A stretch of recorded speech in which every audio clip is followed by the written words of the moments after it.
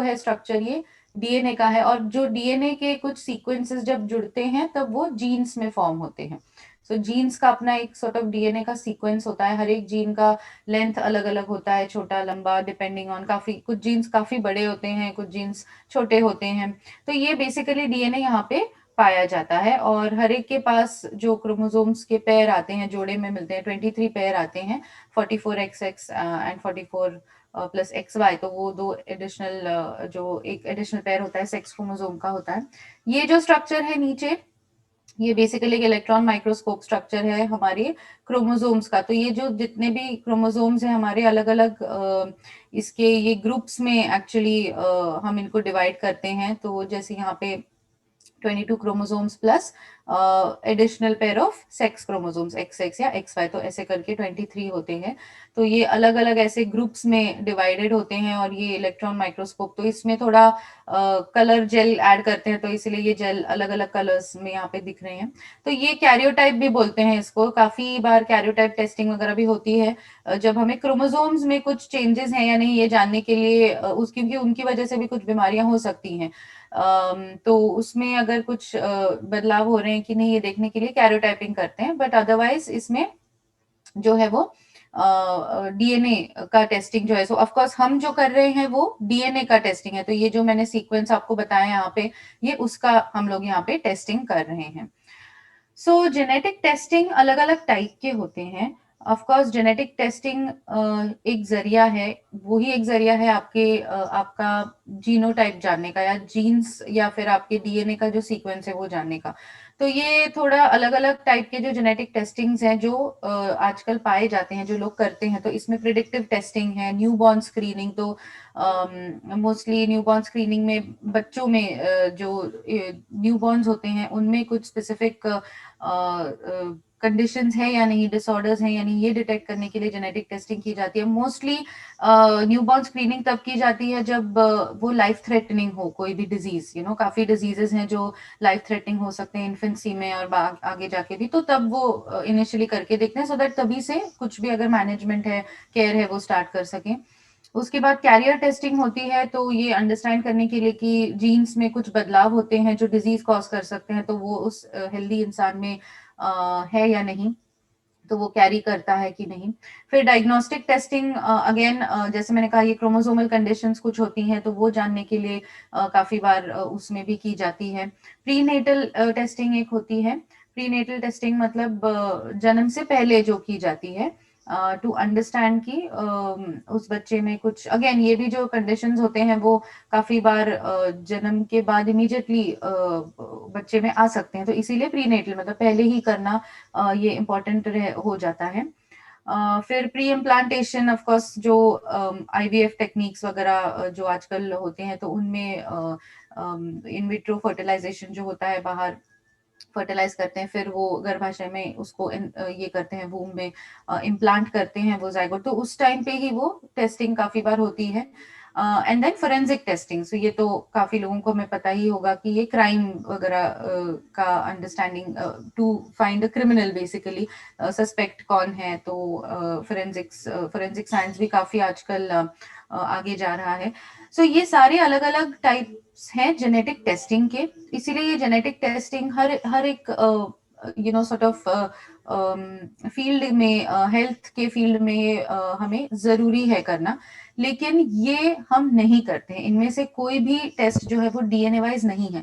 सो मैंने ये स्लाइड क्यों रखी, क्योंकि ये भी जानना जरूरी है कि हम क्या कर रहे हैं तो पता है हमें, बट क्या नहीं करते हैं ये भी बहुत जरूरी है जानना, क्योंकि इससे काफी बार जो है मिस सॉर्ट ऑफ इंटरप्रिटेशन या फिर मिस सेलिंग, या जिस इंसान को जरूरत नहीं है उसको काफी बार हमने देखा है ड्यूरिंग द काउंसलिंग की डीएनए वाइज उस इंसान ने किया है, बट इवेंचुअली पता चलता है कि शायद अभी के लिए, ऑफ कोर्स डीएनए वाइज सबको ही इंपॉर्टेंट है, लेकिन अभी इस सिचुएशन में मे बी उसको जरूरी नहीं था, वो किसी और रीजन से जेनेटिक टेस्ट करना चाह रही थी या चाह रहा था।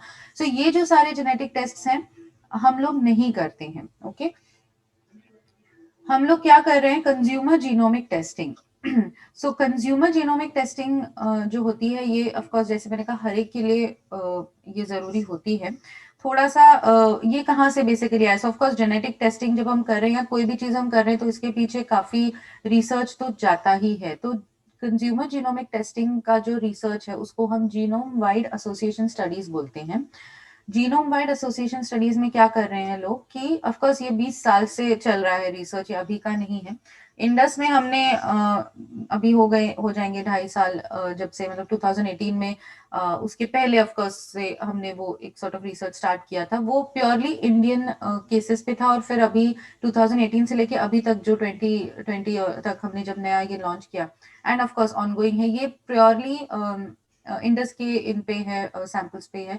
लेकिन जीनोम वाइड एसोसिएशन स्टडीज जो है वो एक वर्ल्ड वाइड स्टडी है ये। तो इसमें क्या की जाती है, क्या किया जाता है, एक पॉपुलेशन के ऐसे अलग अलग पॉपुलेशंस को, जनसंख्या में ग्रुप्स को, लोगों को टेस्ट किया जाता है। तो इसमें एक सेट ऑफ लोग ऐसे होते हैं जिनको कोई भी हेल्थ कंडीशन नहीं होती है, और एक एक हेल्थ कंडीशन या एक एक सॉर्ट ऑफ गुण या पैरामीटर के लिए वो टेस्ट होता है। तो अगर हेल्थ कंडीशन के लिए, सो फॉर एग्जांपल कार्डियक कोई एक कंडीशन है, तो ऐसे लोगों को पहले सिलेक्ट किया जाता है जिनको कोई कार्डियक कंडीशन नहीं है।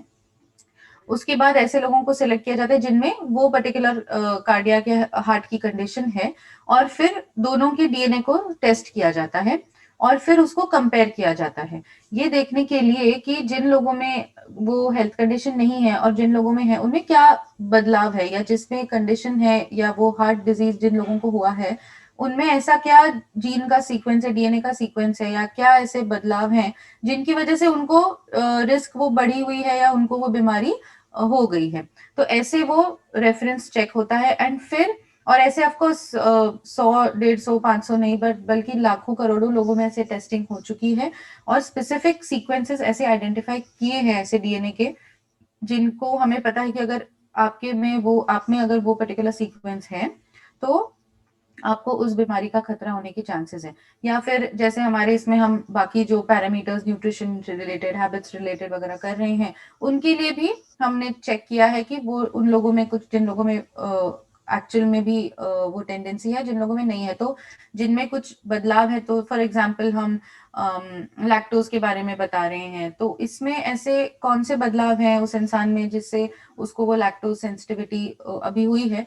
तो अगर आप में भी वो दिखे जेनेटिक चेंजेस सिमिलर, तो आपको हम बताते हैं कि ओके आपको भी रिस्क हो सकती है, क्योंकि जो हमने इतने 70,000 या 1.5 लाख लोगों में देखा था उनमें सेम वो सीक्वेंस पाया गया था जिनको हो चुका है। तो ऐसे करके वो कंपेयर करते हैं और ऐसे करके वो स्टडीज उसमें होते हैं। दैट इज वाई हम आपको जो रिपोर्ट देते हैं वो दे पा रहे हैं। ऑफकोर्स स्टडीज ऑनगोइंग है, और जैसे मैंने कहा अभी जो हम लोगों ने किया है डीएनए वाइज 2.0 का जो है वो प्योरली इंडियन एथनिसिटी है। मेजोरिटी इंडस का है डेटाबेस, विच इज हमारे पास काफी डेटाबेस अभी आ गया है। तो उसके सॉर्ट ऑफ रिजल्ट एफिकेसी जो बोलते हैं, सेंसिटिविटी वगैरह, तो ये काफी हाई है और ये काफी करेक्ट इनफैक्ट हमें दिख भी रहा है, क्योंकि हम काउंसलिंग के टाइम भी काफी बार कंपेयर भी करते हैं कि जो जेनेटिक रिजल्ट में आया है कि वाकई में उस इंसान को भी क्लिनिकली या अदरवाइज ऐसी कुछ टेंडेंसीज दिख रही है कि नहीं। तो मैं ऐसा एक केस है जो मैं आपसे शेयर करूंगी एंड में, तो उससे भी और सॉर्ट ऑफ क्लैरिटी मिल सकती है।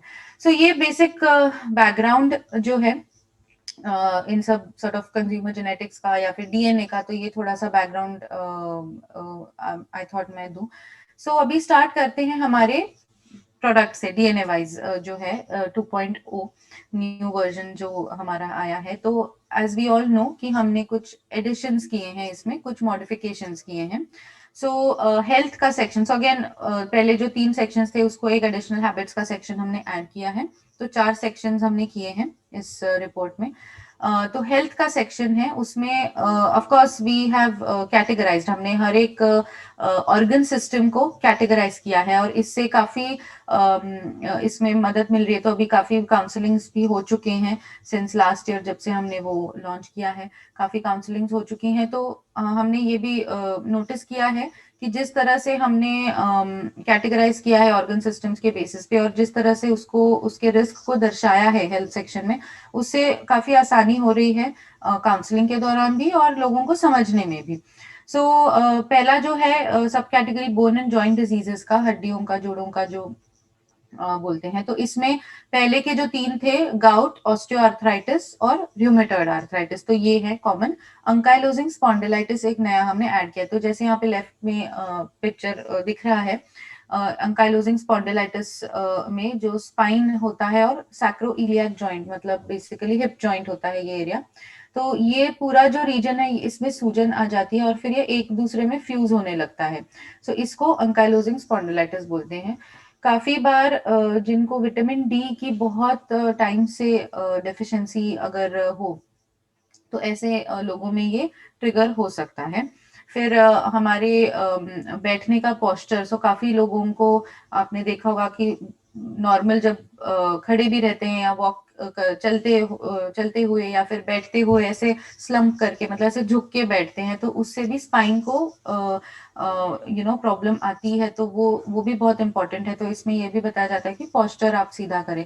सो बेसिकली अंकाइलोजिंग स्पॉन्डिलाइटिस ये है जहाँ पे हमारा स्पाइन, और इसमें नेक के नीचे के रीजन में पेन होता है काफी, क्योंकि वो काफी वो पोर्शन में प्रेशर बिल्डअप हो जाता है सूजन होने की वजह से। So that is your ankylosing spondylitis. उसके बाद गाउट जो है, गाउट में as we all of course know, काफी लोगों को यहाँ पता भी होगा क्योंकि पहले केस में भी था, तो यूरिक एसिड जो होती है वो बढ़ जाती है। हमारी जो हड्डियों के छोटे छोटे जो जॉइंट्स हैं, साइनोवियल जॉइंट्स बोलते हैं उनको, तो वहां पे जाके वो डिपॉजिट हो जाती है यूरिक एसिड, और वो फिंगर्स स्वेल करने लगते हैं, सूजने लगते हैं। स्पेशली जो पैर का अंगूठा होता है वो काफी इसमें सूजने लगता है, और रात में एकदम वो एक अटैक आता है, पेन बहुत ऐसे सिवियर पेन आने लगता है। तो इसके लिए जो लोग रेड मीट, लाल मांस के जो प्रकार हैं वो बहुत ज्यादा जो इंटेक करते हैं उनको रिस्क बढ़ सकती है यूरिक एसिड की। फिर जो जिम में जाते हैं या फिर एक्सरसाइज बेसिकली करते टाइम जो मसल मास बिल्ड करने के लिए वे प्रोटीन लेते हैं, और ये कुछ लोग बहुत ज्यादा अपने मन से ही लेने लगते हैं, तो वो एक्सेस अगर बॉडी में हो जाती है तो उससे यूरिक एसिड बढ़ सकती है। और इसमें इसका बेसिकली जो मैनेजमेंट है, इसमें काफी बार बोलते हैं कि पानी पानी की कमी हो जाती है, तो उसकी वजह से भी वो क्रिस्टल्स और फॉर्म होने लगते हैं, वो किडनी से निकल नहीं पाते हैं।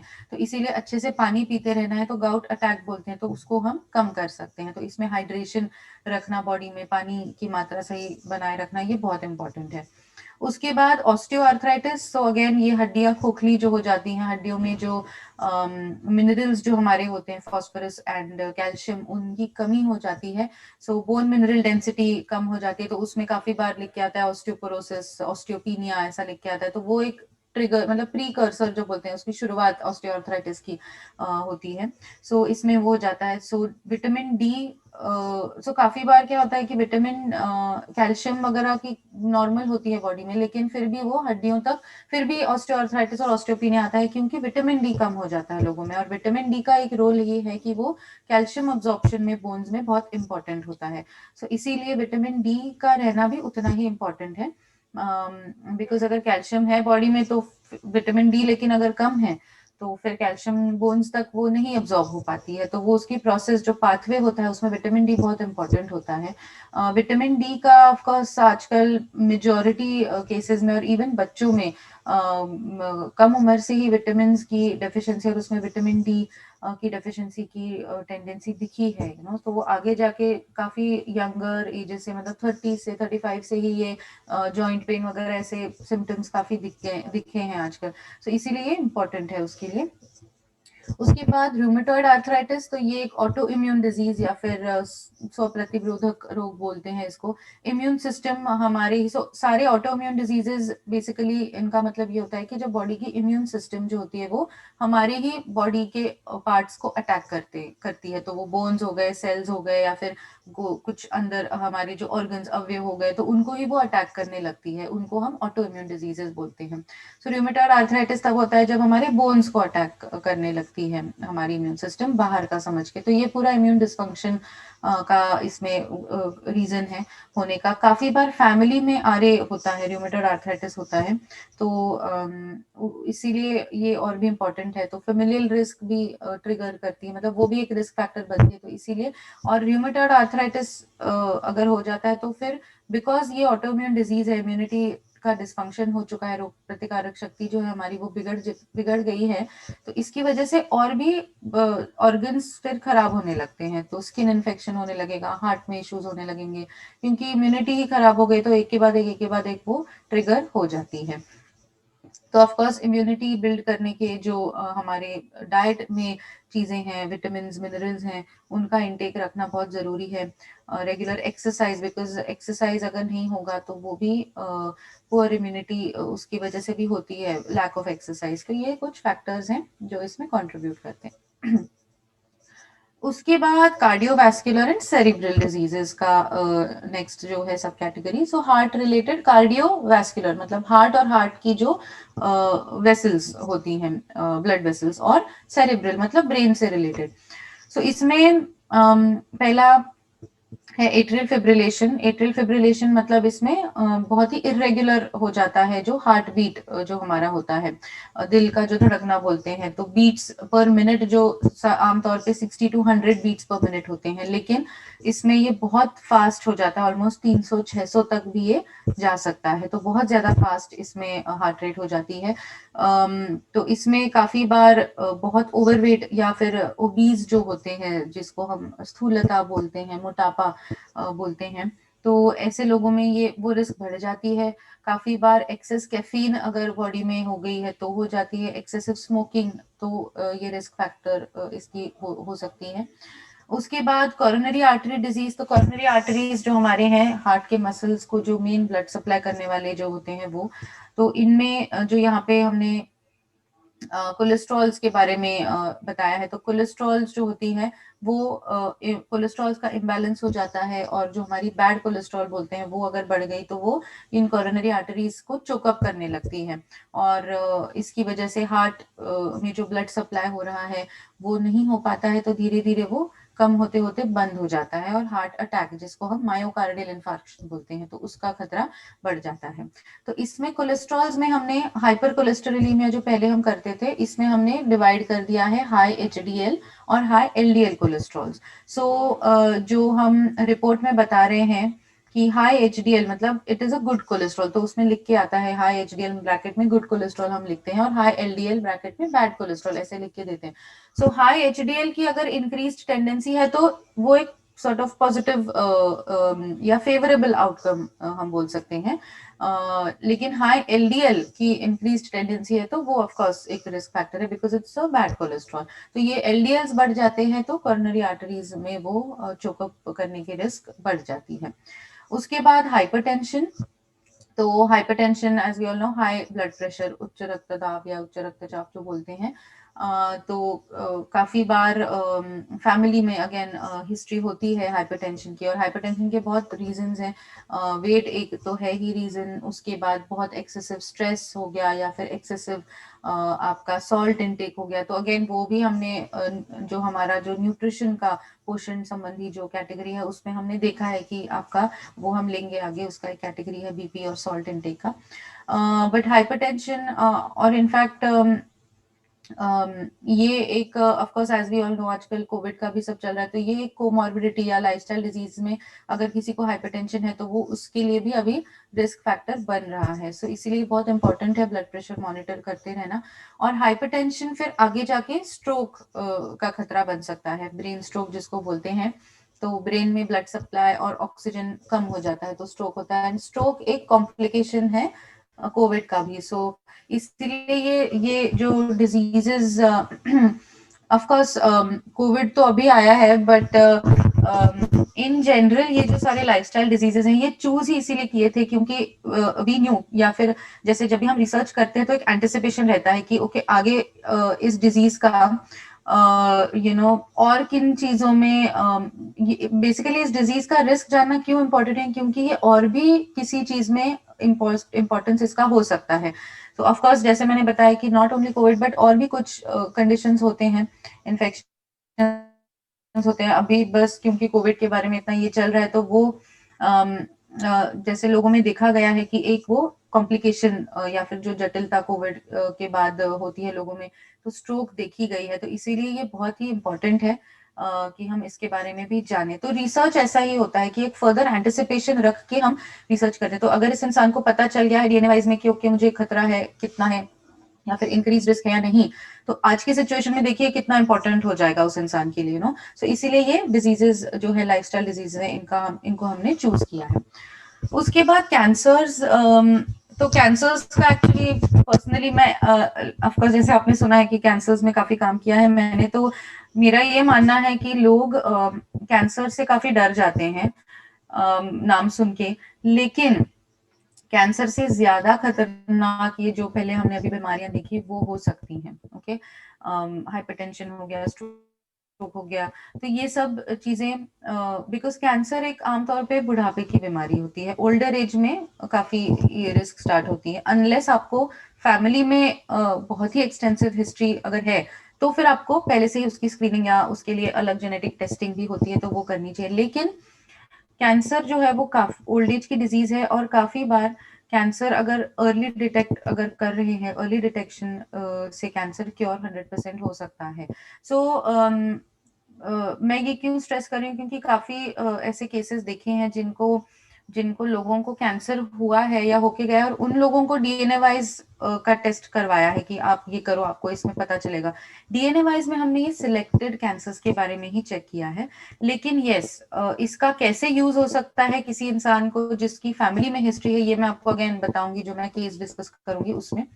तो कैंसर्स में हमने अगेन ये भी pretty much lifestyle associated cancers हैं जो ओल्डर एजेस में दिखते हैं। तो ब्रेस्ट कैंसर, स्तन का कैंसर, तो मोस्टली इसकी स्क्रीनिंग 40 के बाद स्टार्ट करते हैं इन विमेन, लेकिन वैसे 55-60 के बाद इसका रिस्क स्टार्ट होता है, बट 40 से स्क्रीनिंग स्टार्ट करना बोलते हैं इम्पोर्टेंट है।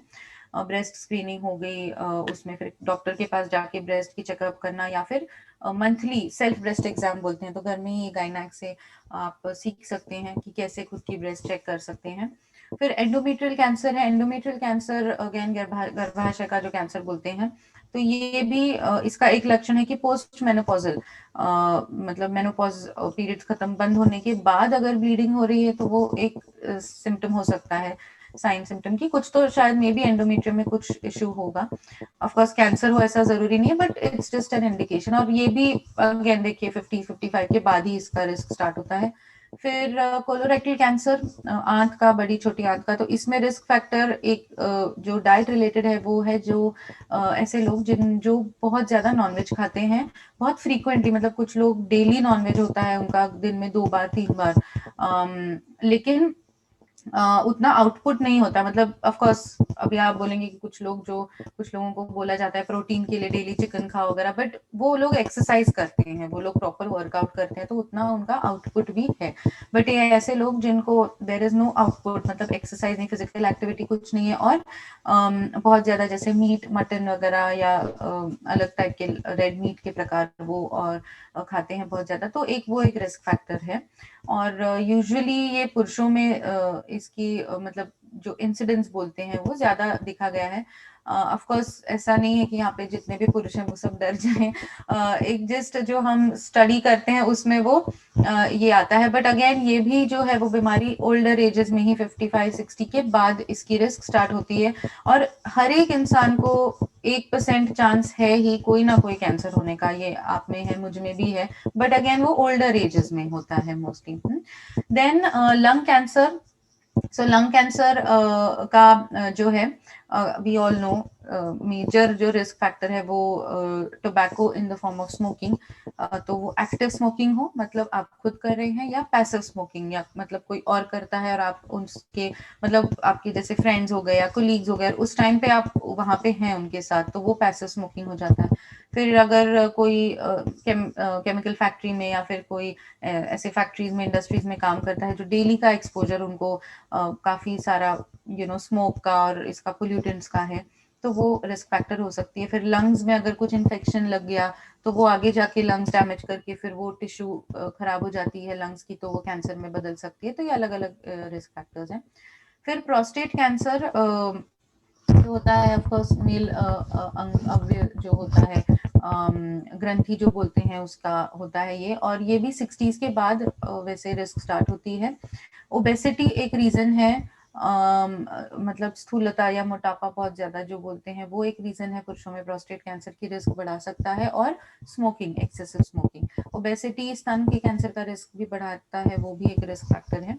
तो ये सारे अगेन जैसे जो भी मैं बता रही हूँ सब लाइफस्टाइल रिलेटेड रिस्क फैक्टर्स हैं। सो जेनेटिक्स ऑफ कोर्स हम सुनते ही आ रहे हैं इतने टाइम से कि जेनेटिक्स एक पार्ट होता है, उस बीमारी का प्रभाव आपके शरीर में पड़े या इम्पैक्ट, या जैसे बोलते हैं ना उसकी चालना बढ़ाने या कम करने का जो भी है वो आपके हाथ में होता है, because majority of it is associated with your lifestyle. जो आपकी लाइफस्टाइल क्या आप फॉलो करते हैं, कैसे फॉलो करते हैं, उस पर डिपेंड काफी करता है ये।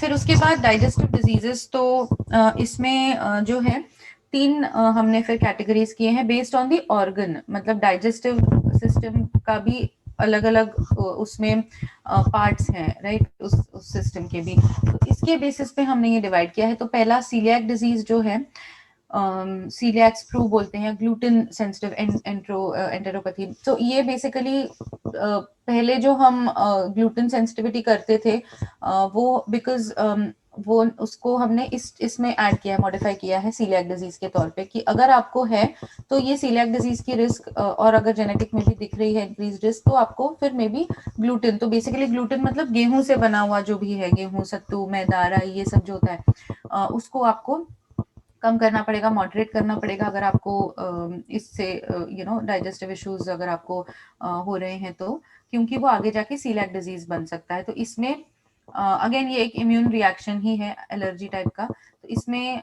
इंटेस्टाइन में आपको मेजरली इसका स्मॉल इंटेस्टाइन जो है इसमें आपको अल्सर्स आ जाते हैं, सूजन आ जाती है इसमें।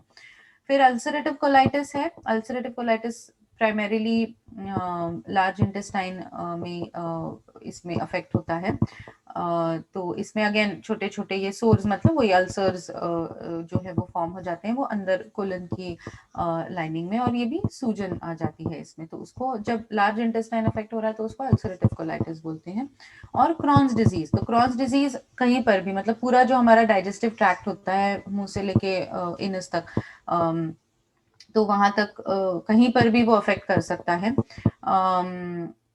तो अगेन स्मॉल इंटेस्टाइन फिर लार्ज इंटेस्टाइन दोनों को ये अफेक्ट करता है, बट काफी बार मुंह में छाले वगैरह आ जाना, वो एक कुछ ऐसे वो सिम्टम्स भी दिख सकते हैं। और ये अल्सरेटिव कोलाइटिस और क्रॉन्स डिजीज दोनों को मिला के इन्फ्लेमेटरी बाउल डिजीज बोलते हैं। तो जो पहले हम करते थे, अभी ये इसको और डिवाइड किया है और स्पेसिफिक बनाया है और फोकस्ड बनाया है। सो ये हमने डाइजेस्टिव डिजीजेस को ऐसे तीन पार्ट्स में डिवाइड किया है। गौरी मॅडम, संदीप बोलतोय.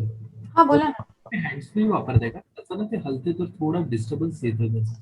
ओ ओके ओके, हो ऍक्च्युली बिकॉज माझं लॅपटॉपचं जे हे आहे, mic is not very strong. तर ते हल्ल्यामुळे थोडा डिस्टर्बन्स होतो. Okay, I will try not to move too much. ठीक है. So okay, so then next endocrine और मेटाबॉलिक डिजीजेस जो है, तो इसमें बेसिकली तीन चीजें, तो अगेन ये भी पहले के जो डिजीजेस थे हमने इनको कैटेगराइज किया है। मेटाबॉलिक और एंडोक्राइन मतलब जो एंडोक्राइन सिस्टम से रिलेटेड, हार्मोनल सिस्टम से रिलेटेड होते हैं वो होते हैं।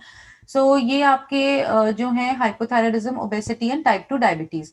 सो हाइपोथायराइडिज्म, हाइपो मतलब कुछ भी चीज कम हो जाती है उसको हम हाइपो बोलते हैं, कम हो जाना।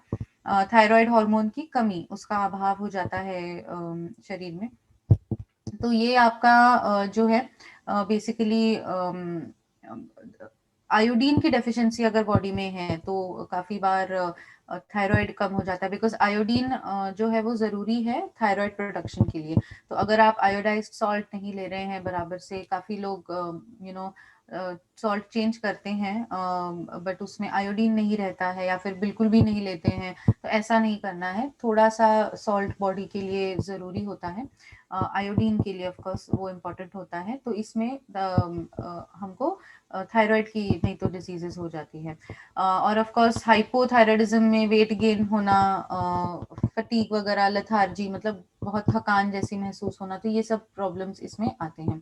फिर ओबेसिटी तो काफ़ी हम अभी मैं पहले भी काफ़ी बोल चुकी हूँ ओबेसिटी के बारे में, मोटापा जो बोलते हैं, जिससे हमने देखा है कि ऑलरेडी कुछ डिजीजेस की रिस्क आती है, तो ओबेसिटी खुद एक डिजीज ही कंसिडर करते हैं हम इनको इसको, बिकॉज इससे ही एक्चुअली ये काफ़ी बॉडी में फंक्शंस और हार्मोनल इम्बैलेंस कॉज कर सकता है, हार्ट के problems of course, because excess चर्बी जमा हो जाती है तो वो ब्लड वेसल्स के अराउंड जमा हो सकती है, और इससे हमने देखा ही है कि और भी कुछ जैसे हाइपरटेंशन में भी रिस्क फैक्टर आता है, और जो नीचे डिजीज है डायबिटीज, टाइप 2 डायबिटीज जो मधुमेह बोलते हैं, इसका भी रिस्क फैक्टर इसमें ओबेसिटी की वजह से होता है। सो डायबिटीज अगेन एक हार्मोनल इम्बैलेंस या हार्मोन्स का जो इंसुलिन हार्मोन है वो, उससे इंसुलिन रेजिस्टेंट जब हो जाती है बॉडी, मतलब इंसुलिन सही से रिकग्नाइज नहीं कर पा रही है बॉडी का जो शुगर, बॉडी में जो शुगर आ रही है उसको, तो इंसुलिन जब रिकग्नाइज नहीं करती है तो इंसुलिन रेजिस्टेंट जब हो जाती है बॉडी, तो सो बेसिकली शुगर जब बॉडी में हमें मिलती है किसी भी फॉर्म में, जो भी हम खाते हैं उससे जो शुगर में कन्वर्ट होता है, तो वो हमारे सेल्स तक पहुंचता है और उसमें वो एब्जॉर्ब हो जाता है और उससे हमें एनर्जी मिलती है, that is the use of insulin hormone. तो वो नहीं रिकग्नाइज करता है तो वो नहीं हो पाता है, तो शुगर को पता नहीं है कहाँ जाना है, तो वो फिर ब्लड में बढ़ने लग जाती है, तो इससे फिर ब्लड शुगर बढ़ती है, तो जिसे हम डायबिटीज कहना बोलते हैं। तो अगेन ये भी लाइफस्टाइल कंडीशंस हैं, लेकिन फेमिलियल अगर किसी में है, फैमिली में अगर किसी की हिस्ट्री है थायराइडिज्म की या ओबेसिटी की या डायबिटीज की, तो वो नेक्स्ट जनरेशन में भी थोड़ा सा उसकी वजह से भी एक केयरफुल रहना पड़ता है, क्योंकि वो भी इनहेरिट हो सकता है। देन आई रिलेटेड कंडीशंस हैं, उसमें AMD, age related macular degeneration और ग्लाउकोमा, अगेन ये दोनों जो बीमारियां हैं ये भी काफी ओल्डर एजेस में होने वाली बीमारियां हैं। तो इनमें आपको जो एएमडी है, जैसे उसका नाम ही है एज रिलेटेड, तो ये 70s के बाद मोस्टली रिस्क स्टार्ट हो सकती है इसकी। मैक्यूला जो है रेटिना के पीछे की एक परत होती है उसकी, वो खराब होने लगती है, डीजेनरेट होने लगती है, और ये काफ़ी बार हालांकि ओल्ड एज डिजीज है, लेकिन अगर लिपिड्स हमारे लिपिड प्रोफाइल में, कोलेस्ट्रॉल्स हमारे टोटल कोलेस्ट्रॉल और ये सब इसमें कुछ गड़बड़ है, अगर वो बढ़ी हुई है तो वो इस पे यंगर एजेस से भी, मतलब जल्दी पहले से ही 50 से ही ये असर दिखा सकती है उसमें। एंड ग्लाउकोमा, जिसको हम मराठी में काच बिंदु बोलते हैं और हिंदी में काला मोतिया बोलते हैं जिसको, ये मोती बिंदु नहीं है, ये कैटरैक्ट अलग है, ग्लाउकोमा अलग है, ये बहुत ध्यान रखना जरूरी है, क्योंकि काफी बार काउंसलिंग के टाइम भी हम जब पूछते हैं तो बोलते हैं हाँ हाँ हमारे इसमें हुआ था कैटरैक्ट का ऑपरेशन, बट कैटरैक्ट नहीं होता है, क्योंकि ग्लाउकोमा की अगर फैमिली में हिस्ट्री है तो वो फेमिलियल रिस्क आगे आ सकती है, इसीलिए ये अलग है, कैटरैक्ट का वैसा नहीं है। तो ग्लाउकोमा में हमारी जो ऑप्टिक नर्व होती है आंखों से लेके ब्रेन तक जो कनेक्ट करती है नस, ऑप्टिक नर्व बोलते हैं, उसमें प्रेशर बिल्डअप हो जाता है, वो डैमेज हो जाती है, तो ये भी बीपी हाई हो गया तो वो प्रेशर बिल्डअप कर सकती है। डायबिटीज अगर अगेन है तो वो बहुत ही हाई शुगर कंटेंट बॉडी में हो जाता है, तो वो भी अगेन प्रेशर बिल्डअप कर सकती है, तो ये कुछ रिस्क फैक्टर्स है, बट अगेन दोनों डिजीजेस जो हैं ये आंखों की मोस्टली बहुत ही ओल्डर एजेस 60s के बाद ही 60-70s के बाद ही ऐसा रिस्क स्टार्ट होता है उसमें। फिर गायनक कंडीशंस जो हैं, इसमें एक हमने पहले जो हम करते थे पीसीओएस, पॉलीसिस्टिक ओवरी सिंड्रोम, तो वो एक है, वो हमें जो पीरियड्स होते हैं उसमें इरेगुलर पीरियड्स हो जाते हैं, तो 1-2 महीना, काफ़ी बार वो महीना महीना बेसिकली स्किप करते हैं, तो वो हमारे बॉडी में अगेन वो एक हार्मोनल इम्बैलेंस की वजह से ही होता है, तो उसमें बेसिकली आपका जो एंड्रोजन हार्मोन है, पीसीओएस के बारे में मैं बता रही थी, पॉलीसिस्टिक ओवरी सिंड्रोम, तो इसमें बेसिकली आपका जो एंड्रोजन हार्मोन होता है, सो उसका इम्बैलेंस हो जाता है, कैसे कि ये एक मेल हार्मोन है और ये औरतों में कम मात्रा में पाया जाता है, बट पीसीओएस में क्या होता है, एंड्रोजन बढ़ने लगता है, तो इसीलिए पीरियड्स इरेगुलर होते हैं और फ्लक्चुएट होते हैं काफी, 1-1, 2-2 महीना ये आगे के पीछे हो सकते हैं, तो उसको पीसीओएस बोलते हैं। तो इसमें भी ऑफ कोर्स पीसीओएस का ऐसा स्पेसिफिक मतलब परमानेंट एज सच इलाज ऑफ कोर्स करते हैं काफी, बट ऐसा परमानेंट ये नहीं है, बट मेजरली उसकी सिम्टम्स जो है वो मैनेज हो सकते हैं। तो वो भी अगेन हमारी लाइफस्टाइल में कुछ चेंजेस लाने से, प्रॉपर फिजिकल एक्सरसाइज करने से, डाइट हेल्दी करने से ये पीसीओएस के मैनेज कर सकते हैं सिम्टम्स। तो पीरियड्स रेगुलराइज करना मेजरली वही एक कंसर्न रहता है, तो वो हो सकता है। ओके, देन ये एंडोमेट्रियोसिस जो है, ये जो ऐड किया है, ये भी काफी क्योंकि ये यंगर एजेस में हो सकता है औरतों को। सो जैसे यहाँ पे लिखा है रिप्रोडक्टिव एज जो होती है 30 टू 35 से 40 से ये स्टार्ट हो सकती है। और कम कम से कम 50% औरतें जो होती हैं इनको जो मेजर इसमें सिम्टम्स जो बोलते हैं तो वही है पेल्विक पेन, मतलब कमर का दर्द, और इनफर्टिलिटी हो जाती है जिसको वंध्यत्व बोलते हैं मराठी में। तो ये इसमें रिस्क होती है।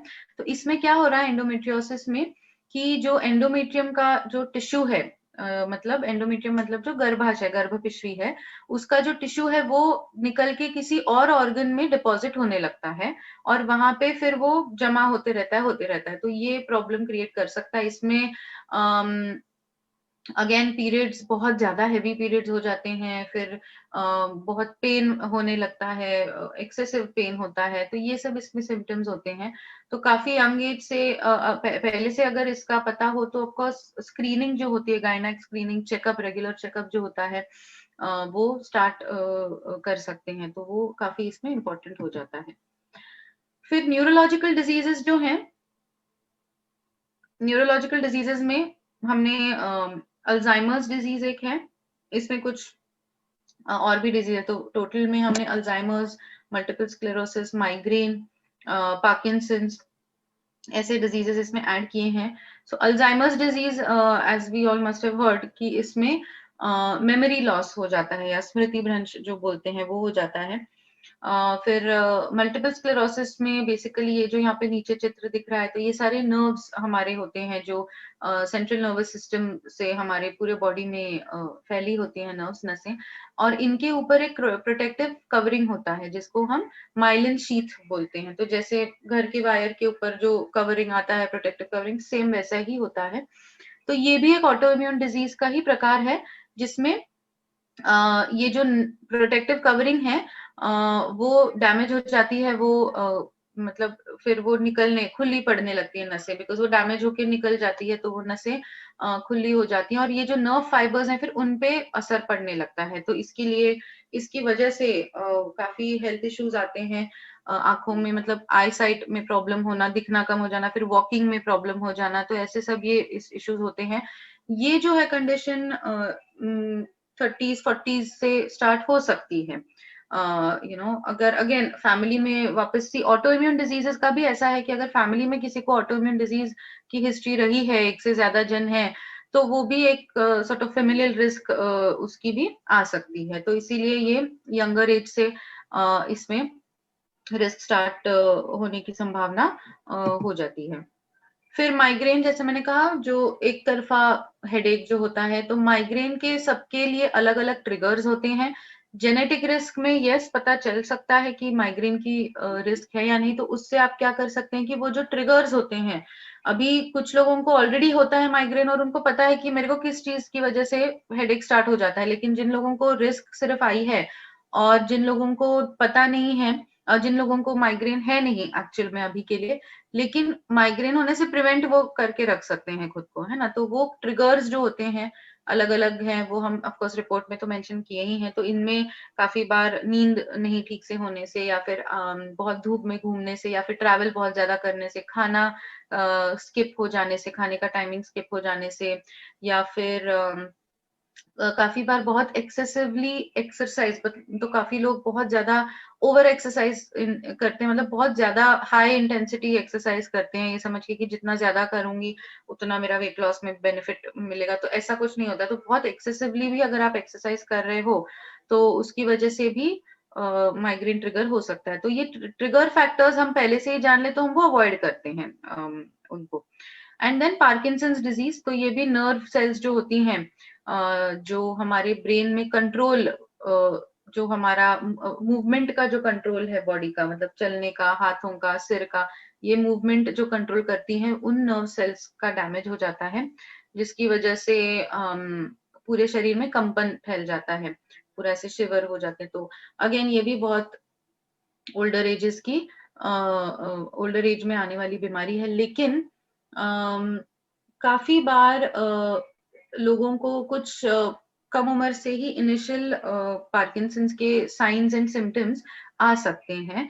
तो फॉर एग्जांपल, इनफैक्ट ये एक रीसेंट एग्जांपल है। अगेन इन सब चीजों के लिए बहुत जरूरी है कि एक न्यूरोलॉजिस्ट का परामर्श लिया जाए, उनसे कंसल्ट करके ही डायग्नोज प्रॉपर किया जाए। लेकिन डीएनए वाइज में रिस्क जानने की वजह से एटलीस्ट उस इंसान को ये पता चलता है कि मुझे क्या करना चाहिए और कितना ध्यान से। तो एक एग्जांपल मैं देना चाहूंगी। एक केस था जिनमें काफी यंग थे वो gentleman, almost I think 30s के थे वो। तो उनको सिर्फ राइट साइडेड जो होता है हाथ में पैर में से कंपन का सिम्टम था, लक्षण थे। ओके, तो इसको हम बोलते हैं हैंड डिस्टोनिया या राइटर्स क्रैम्प बोलते हैं। तो ये काफी बार मतलब ऑफ कोर्स जन्म से होता है, जन्मतः जो हम कंजेनाइटल बोलते हैं। तो काफी बार जो ब्रेन डेवलपमेंट के टाइम, जब बच्चे का डेवलपमेंट हो रहा है, उस टाइम पे अगर कहीं एक हाथ कुछ कंट्रोल करने वाली नस पे अगर सही से वो डेवलप नहीं हो रही तो भी हो सकता है। लेकिन ये पार्किंसंस का भी एक सॉर्ट ऑफ अर्ली साइन या लक्षण हो सकता है। सो ऐसे केसेस में तो इनफैक्ट इन इन जेंटलमैन को पार्किंसंस डिजीज की भी इंक्रीज रिस्क हमारे जेनेटिक्स में आइडेंटिफाई हुई थी। ऑफ कोर्स उसको उनको पार्किंसंस नहीं है, लेकिन वो कहीं ना कहीं शायद से शुरुआत हो सकती है। तो ऑफ कोर्स उनको प्रॉपर न्यूरोलॉजिस्ट का कंसल्टेशन और ये सब तो जरूरी है, कंटिन्यूड रहना है। तो इसमें अभी उनको क्या है कि डराने का कोई इरादा नहीं है, हेतु नहीं है, लेकिन प्रॉपरली अवेयर रहना है इनको कि क्योंकि आगे जाके ना वो डीजेनरेटिव जो बोलते हैं ना, मतलब वो प्रोग्रेसिवली खराब ही होता जाता है आगे जाके, अगर उसका सही मैनेजमेंट हम पहले से ही ना रखें तो। तो इस इंसान को इससे डीएनए वाई से यही फायदा हुआ है कि वो अभी पता है, बिकॉज वो बीच में कुछ ऑफ कोर्स अनफॉर्चुनेटली कोविड की वजह से तो फॉलो अप नहीं कर पाए, बट बीच में भी वो नहीं जाते थे। वो बोलते थे इराटिकली वो जाते थे 8-8 महीना, एक एक साल पहले स्किप कर देते थे न्यूरोलॉजी का कंसल्टेशन। तो अभी उनको डीएनए वैसे पता चला कि नहीं, एवरी ईयर प्रॉपरली मुझे रखना ही है, सो दैट जो राइट हैंड और राइट लेग तक सीमित है वो वहीं तक सीमित रहे पूरे बॉडी में, और ये ना वो उसका इफेक्ट बढ़े। तो ये डीएनए वाइज ने उनकी मदद करी है, की है इस तरह से।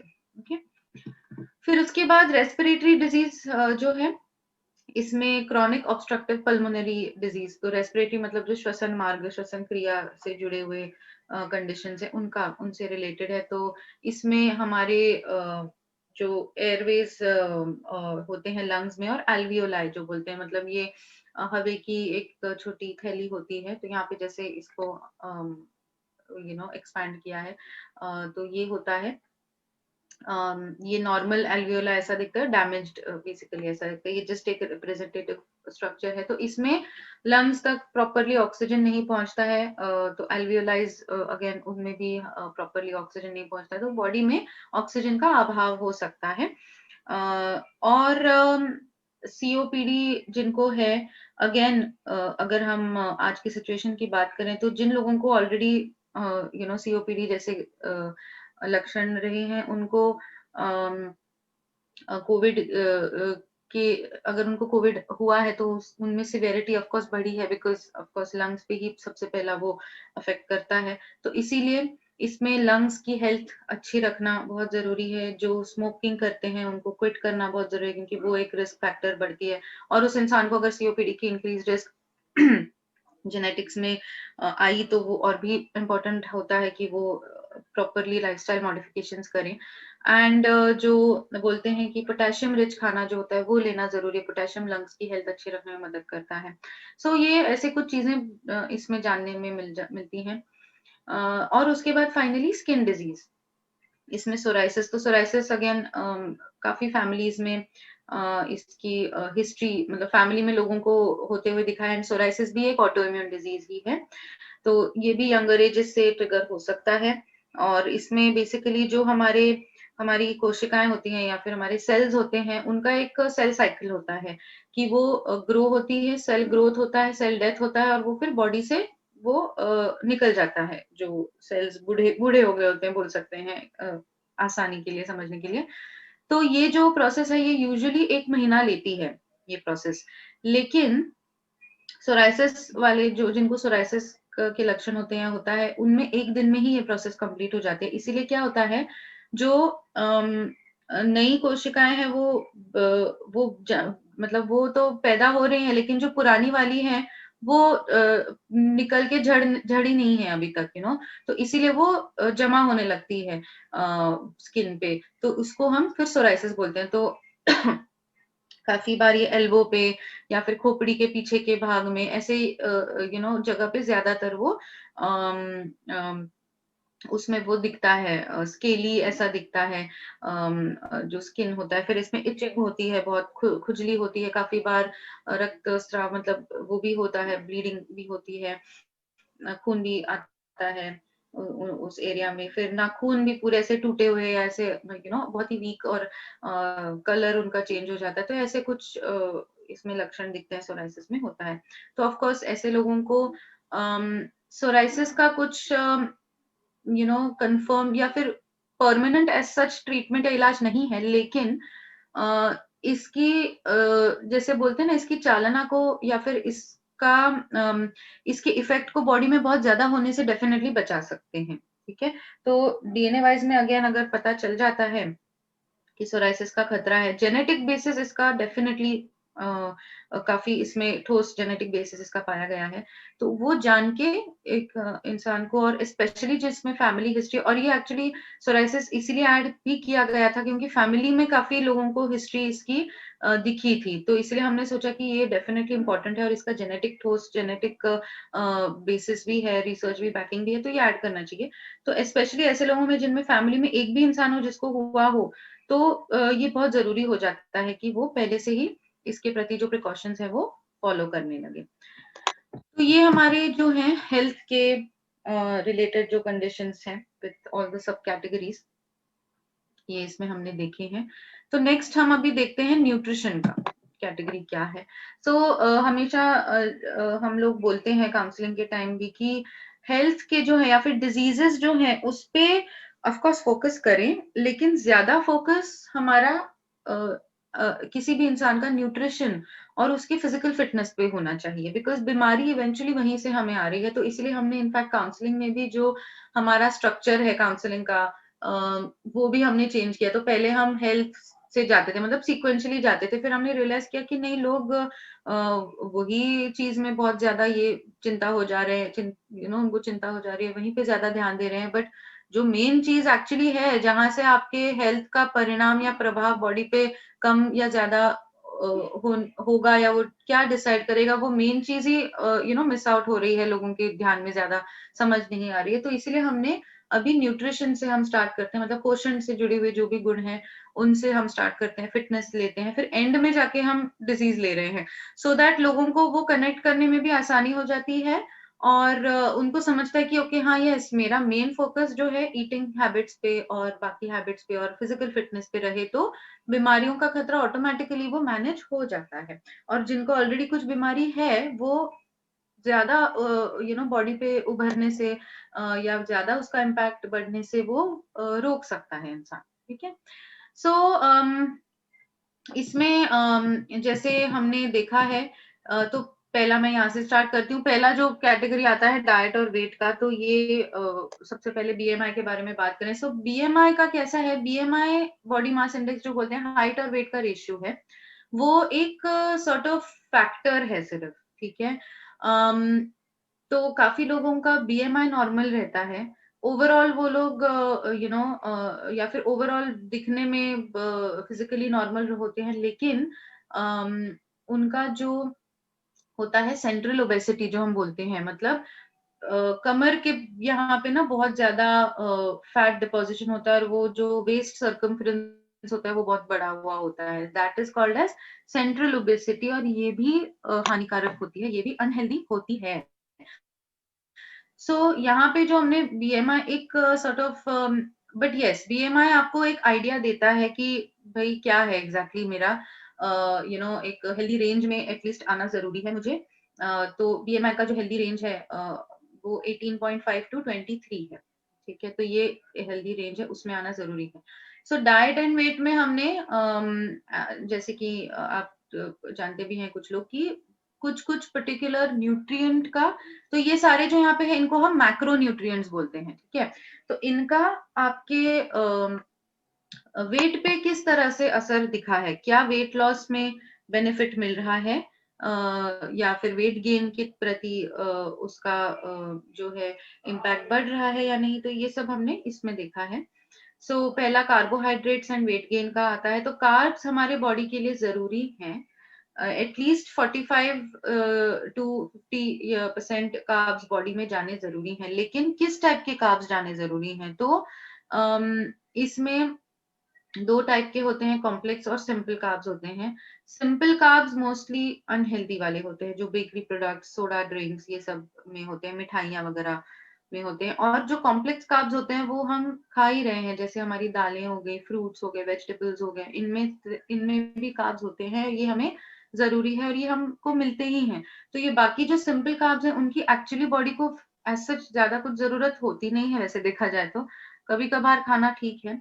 तो क्या ऐसे इंसान को कार्ब्स से वेट की गेन की टेंडेंसी है, वेट लॉस की टेंडेंसी, क्योंकि क्या होता है कि जो लोग अंडरवेट होते हैं और अगर उनको कार्ब्स की वेट गेन की टेंडेंसी है, तो ऐसा नहीं कि रोज रोज चावल ठूसते रहो, बिकॉज कार्ब्स जो होते हैं वो बॉडी में जब जाते हैं तो शुगर में कन्वर्ट होते हैं, क्योंकि कार्ब्स हमें सबसे पहले बॉडी को जिससे एनर्जी मिलती है वो होते हैं कार्बोहाइड्रेट्स, क्योंकि वो इमीडिएट शुगर में कन्वर्ट होते हैं और सेल्स में शुगर जाती है और वो एब्जॉर्ब होती है, तो वैसे ही वो इंस्टेंट एनर्जी मिलती है।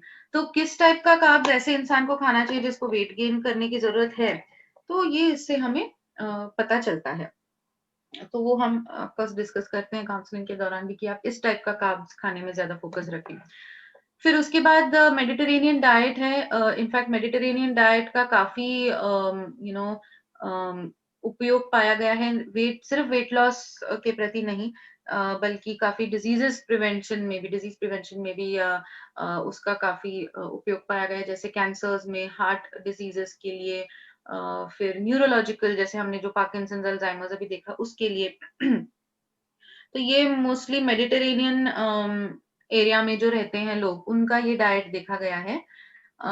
जैसे कि जो फ्रांस, इटली, ग्रीस वगैरह ऐसे जो कंट्रीज हैं, मेडिटेरेनियन कंट्रीज हैं, तो वो लोग मोस्टली फ्रूट्स, वेजिटेबल्स, ज्यादातर उनके पूरे दिन भर के इसमें फ्रूट्स और वेजिटेबल्स रहते हैं ज्यादातर, और होल ग्रेन्स रहते हैं। होल ग्रेन मतलब क्या, कि होल ग्रेन ब्रेड हो गया या ब्राउन राइस हो गया या ओट्स वगैरह, तो ये ऐसे ज्यादा, तो होल ग्रेन्स में से कार्ब्स मिल रहा है, तो वो कार्ब्स का जो है वो डेली का उसमें से मिल ही रहा है। और फ्रूट्स और वेजिटेबल्स, वेजिटेबल्स में भी कार्ब्स हैं, और फ्रूट्स और इससे फिर क्या मिलता है, फाइबर मिल रहा है, वेजिटेबल से कुछ फाइबर मिल रहा है, तो ये हो गया फाइबर का। तो फाइबर से भी इनटेक से क्या वेट लॉस की टेंडेंसी हो रही है, ये देखा जाता है, ये देखा गया है। तो ऐसा अगर बेनिफिट है आपको, ऑफ कोर्स मेडिटेरेनियन डाइट में भी अगेन आप लोग बोलेंगे कि अरे ये तो मेडिटेरेनियन है, हम तो इंडियन है, बट उसका हम इंडियन फूड में कैसे उसको यूज कर सकते हैं, इस उस पैटर्न को हम इंडियन हमारे ईटिंग में किस टाइप के फूड्स में, हमारे जो देसी खाना है उसमें कहाँ कैसे यूज कर सकते हैं, ये डेफिनेटली डिस्कस होता है काउंसलिंग में, हम बताते ही हैं। तो वो उस हिसाब से इंसान वो फॉलो कर सकता है। फिर उसके बाद प्रोटीन का क्या है, तो सेकंड सोर्स ऑफ एनर्जी जहां बॉडी को मिलती है वो होती है प्रोटीन से। So protein of course muscle building के लिए भी इंपॉर्टेंट होता है, मसल की एनर्जी रखने के लिए ये बहुत ज्यादा इंपॉर्टेंट होता है। तो काफी लोग you know protein powder, protein shake वगैरह वो सब्स्टिट्यूट लेते हैं, लेकिन जितना हो सके उतना हमारा जो डाइट है उसमें ही हमें कोशिश करनी है मेंटेन करने की। सब्स्टिट्यूट्स जितना कम हो सके, जितना कोशिश करें अवॉइड करें, बिकॉज इवेंचुअली उनमें आर्टिफिशियल इंग्रेडिएंट्स होते ही हैं, कुछ कुछ भी कहें तो। फिर उसके बाद फैट्स एंड वेट में हमारा मोनो अनसैचुरेटेड, पॉली अनसैचुरेटेड और सैचुरेटेड फैट्स, तो ये हैं। सो जैसे मोनो और पॉली अनसैचुरेटेड फैट्स में तो ऑलिव ऑयल हो गया, ओके फॉर एग्जांपल, तो ऑलिव ऑयल तो हेल्दी है, ऑलिव ऑयल खाना चाहिए ज्यादा, लेकिन नहीं, ऑलिव ऑयल में मोनो अनसैचुरेटेड फैट्स का क्वांटिटी ज्यादा होता है। और अगर डीएनए वाइज में ऐसे इंसान में अगर ऐसा कुछ आया कि उस इंसान में बीएमआई बढ़ने की टेंडेंसी ज्यादा है अगर वो मोनो अनसैचुरेटेड फैट्स का इंटेक ज्यादा करेगा। तो ऐसे इंसान को तो जो उसको फायदा चाहिए वो मिल ही नहीं रहा है। तो काफी बार देखा गया है कि वो इंसान, तो ये जेनेरिक जो है ना वो सब चीजें हमें क्लियर करता है यहाँ पे। तो ऐसे इंसान को सिर्फ ऑलिव ऑयल ही अगर कंज्यूम कर रहा है तो वो ही इनटेक बॉडी में जा रहा है, तो उससे बीएम, क्योंकि बॉडी में जीन्स उसके ऐसे हैं जो उस पर्टिकुलर ऑयल में मिलने वाले जो ओमेगा फैट्स होते हैं उनको सही से वेट कंट्रोल के लिए इस्तेमाल नहीं कर पा रहे हैं। मतलब वो जो पाथवे है वो सही से नहीं है उस इंसान में, फैट बर्निंग का बोलो या फिर जो बाकी कुछ बेनिफिट्स मिल सकते हैं, वो पाथवे उस इंसान में उनके कुछ जेनेटिक उस सीक्वेंस की वजह से वो सही से नहीं काम कर रहा है। तो इसीलिए उसको वो नहीं फायदा देगा, भले ही वो ऑलिव ऑयल हो या जो भी हो। It is that is what it is, that is what here we understand in DNA wise कि नहीं, उनको वो नहीं, उनको क्या है, उस इंसान में पॉलीअनसैचुरेटेड फैट्स के जो ऑयल्स होते हैं, तो ऑयल्स में मोनो और पॉलीअनसैचुरेटेड फैट्स दोनों होते हैं, किसमें और कुछ ऑयल्स होते हैं जिनमें मोनो अनसैचुरेटेड फैट्स थोड़े ज्यादा होते हैं, कुछ में पॉलीअनसैचुरेटेड फैट्स ज्यादा होते हैं, उसका प्रमाण और ऑयल्स के पीछे भी पैकेट्स के पीछे इसमें लिखा होता है। तो ऐसे इंसान को अगर पॉलीअनसैचुरेटेड फैट्स का ऑयल बीएमआई कंट्रोल रखने में अगर बेनिफिट कर रहा है तो उस इंसान को वो ऑयल्स थोड़े ज्यादा उनका फ्रीक्वेंसी ज्यादा लेना चाहिए। ऐसा नहीं है कि फ्राइड वगैरह करके उसी ऑयल में खा रहे हैं, ऑफ कोर्स नॉट, बट उस ऑयल से ज्यादा या उनके जीन्स में ऐसा सीक्वेंस है या ऐसा सीक्वेंस बदलाव है, चेंज है कि वो पॉलीअनसैचुरेटेड फैट्स जो है वो अच्छे से बॉडी यूज कर पा रही है, तो ये फर्क है इसमें। और फिर सैचुरेटेड फैट्स हो गए, सैचुरेटेड फैट्स में जो एनिमल डिराइव फैट्स होते हैं, मोस्टली घी हो गया, बटर हो गया, जो हमारे चीज हो गया, दूध की मलाई हो गई, फिर हमारा नॉनवेज जो होता है जैसे चिकन का स्किन हो गया, फैट वगैरह नॉनवेज का, उसमें ये उनको सैचुरेटेड फैट्स बोलते हैं। सो कुछ लोगों को सैचुरेटेड फैट्स से वेट गेन की टेंडेंसी है, कम होती है, ज्यादा मतलब किन्हीं किन्हीं को नहीं आती है। तो लेकिन ऑफ कोर्स जिनको वेट लॉस की टेंडेंसी या फिर वेट गेन की टेंडेंसी सैचुरेटेड फैट से नहीं है, उनको भी एक कंट्रोल ईटिंग ही बोलते हैं, बिकॉज ये सब ट्रांस फैट्स बहुत ज्यादा इनका इंटेक हो गया तो एलडीएल कोलेस्ट्रॉल बढ़ सकती है, बैड कोलेस्ट्रॉल, तो वो एक उसमें। और अगर उस इंसान को जेनेटिक टेंडेंसी में दिख रहा है कि एलडीएल बढ़ने की रिस्क है तो उनको तो डेफिनेटली रिस्ट्रिक्टेड करना होता है। लेकिन अगर जेनेटिक इसमें दिखा कि लो रिस्क है एलडीएल बढ़ने की, तो हम बोल सकते हैं कि ठीक है, थोड़ा सा आप मे बी वेट लॉस के लिए, क्योंकि वेट गेन नहीं होने वाला, तो थोड़ा सा आप रख सकते हो डेली का इंटेक, तो वो उसकी रिपोर्ट के बेसिस पे हम डिसाइड कर सकते हैं। फिर हमारा ईटिंग बिहेवियर्स का जो आता है, इसमें एडिपोनेक्टिन लेवल्स जो है, तो जो हम फाइबर खाते हैं, तो एडिपोनेक्टिन के बारे में बताती हूँ। तो एडिपोनेक्टिन एक प्रोटीन हार्मोन का प्रकार है। ये आपका जो है वो फैट बर्निंग हार्मोन और ग्लूकोज का रेगुलेशन सही से रखने के लिए ये मदद करता है। तो कुछ लोगों में जेनेटिक टेंडेंसीज दो प्रकार की आती हैं कि लोअर एडिपोनेक्टिन्स, मतलब एडिपोनेक्टिन्स की कमी होने की संभावना, या फिर हायर एडिपोनेक्टिन लेवल्स की, एडिपोनेक्टिन्स की बढ़ी हुई उसकी मात्रा होने की संभावना है। लेकिन इसको हम सही से वो जेनेटिक टेंडेंसी को ना यूटिलाइज नहीं कर पाते हैं, जिनकी स्पेशली जिनमें हायर एडिपोनेक्टिन्स की टेंडेंसी है, ऐसे लोगों को तो फैट बर्निंग वगैरह में काफी वो बेनिफिट करेगा। लेकिन फाइबर अगर हम ठीक से नहीं खा रहे हैं तो एडिपोनेक्टिन्स की बढ़ोतरी में ज्यादा बेनिफिट नहीं मिलेगा बॉडी को, क्योंकि हाई फाइबर डाइट ही एडिपोनेक्टिन्स को बढ़ाने में और मदद करता है। सो ऑलमोस्ट 100% से भी ज्यादा, ऑलमोस्ट 115-120% तक वो एडिपोनेक्टिन्स बढ़ाने में मदद करता है। सो और स्पेशली जिन लोगों में हायर एडिपोनेक्टिन्स की टेंडेंसी है, और अगर वो इंसान ओवरवेट है तो उसको तो कितना ज्यादा फायदा मिल सकता है। अगर फाइबर से वेट लॉस की टेंडेंसी कम दिखे तो भी उस इंसान को ये इस चीज से वो फायदा ले सकता है। तो हर तरह से हमने जो पैरामीटर्स चूज किए हैं वो इसीलिए हर तरह से ऐसे चूज किए कि इससे नहीं तो उससे कैसे आप इसको यूटिलाइज कर सकते हैं, फायदा ले सकते हैं healthy sort of weight management रखने के लिए। फिर उसके बाद स्नैकिंग और सटाइटी, तो दो मील्स के बीच में जो खाने की टेंडेंसी बोलते हैं, उसको स्नैकिंग बोलते हैं। और सटाइटी मतलब पेट भर आने की जो संतुष्टि होती है। सो इसमें भी कि अगर आपको हाई टेंडेंसी ऑफ स्नैकिंग है तो आपके मील्स के जो टाइमिंग्स हैं वो कैसे आप डिवाइड करें, बिकॉज वो बहुत महत्वपूर्ण हो जाता है, क्योंकि अगर 2 मील्स के बीच में बहुत लंबा गैप अगर उस इंसान ने रखा है तो डेफिनिटली, और अगर हाई टेंडेंसी ऑफ स्नैकिंग आ गई है तो उनको इच्छा होगी, ऑफ कोर्स, अगर वो इंसान कंट्रोल कर रहा है तो वो बात अलग है, लेकिन काफी बार इच्छा हो जाती है, भूख लगी जाती है। इनफैक्ट मैंने तो देखा है कि ड्यूरिंग काउंसलिंग ऐसा भी पाया गया है कि 6-6 7-7 घंटे का गैप है 2 मील्स के बीच में, तो ये तो बहुत ज्यादा गैप हो गया, मतलब इतना तो हम रात को सोते हैं 7 घंटा, वो होता है। तो ऐसा नहीं होना चाहिए।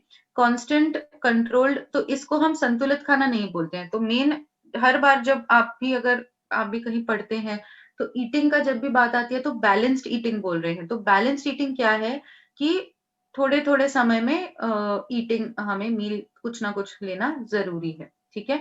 तो उससे कंट्रोल्ड ईटिंग होती है। कंट्रोल्ड ईटिंग किस तरह से कि उससे हम खाने के जो पोर्शंस हैं, ठीक है? वो कंट्रोल में करके हम खाते हैं, क्योंकि अगर इतना लंबा गैप है तो जब हम खाने बैठते हैं तब हमको इतनी भूख लगी होती है कि हम अगर 2 रोटी से पेट भर रहा है तो वो हम 4-5 रोटियाँ खाते हैं, क्योंकि फिर वो ओवर ईटिंग हो गई, उतनी ज़रूरत नहीं है बॉडी को, और उससे वेट गेन भी उससे प्रभाव पड़ता है उसमें।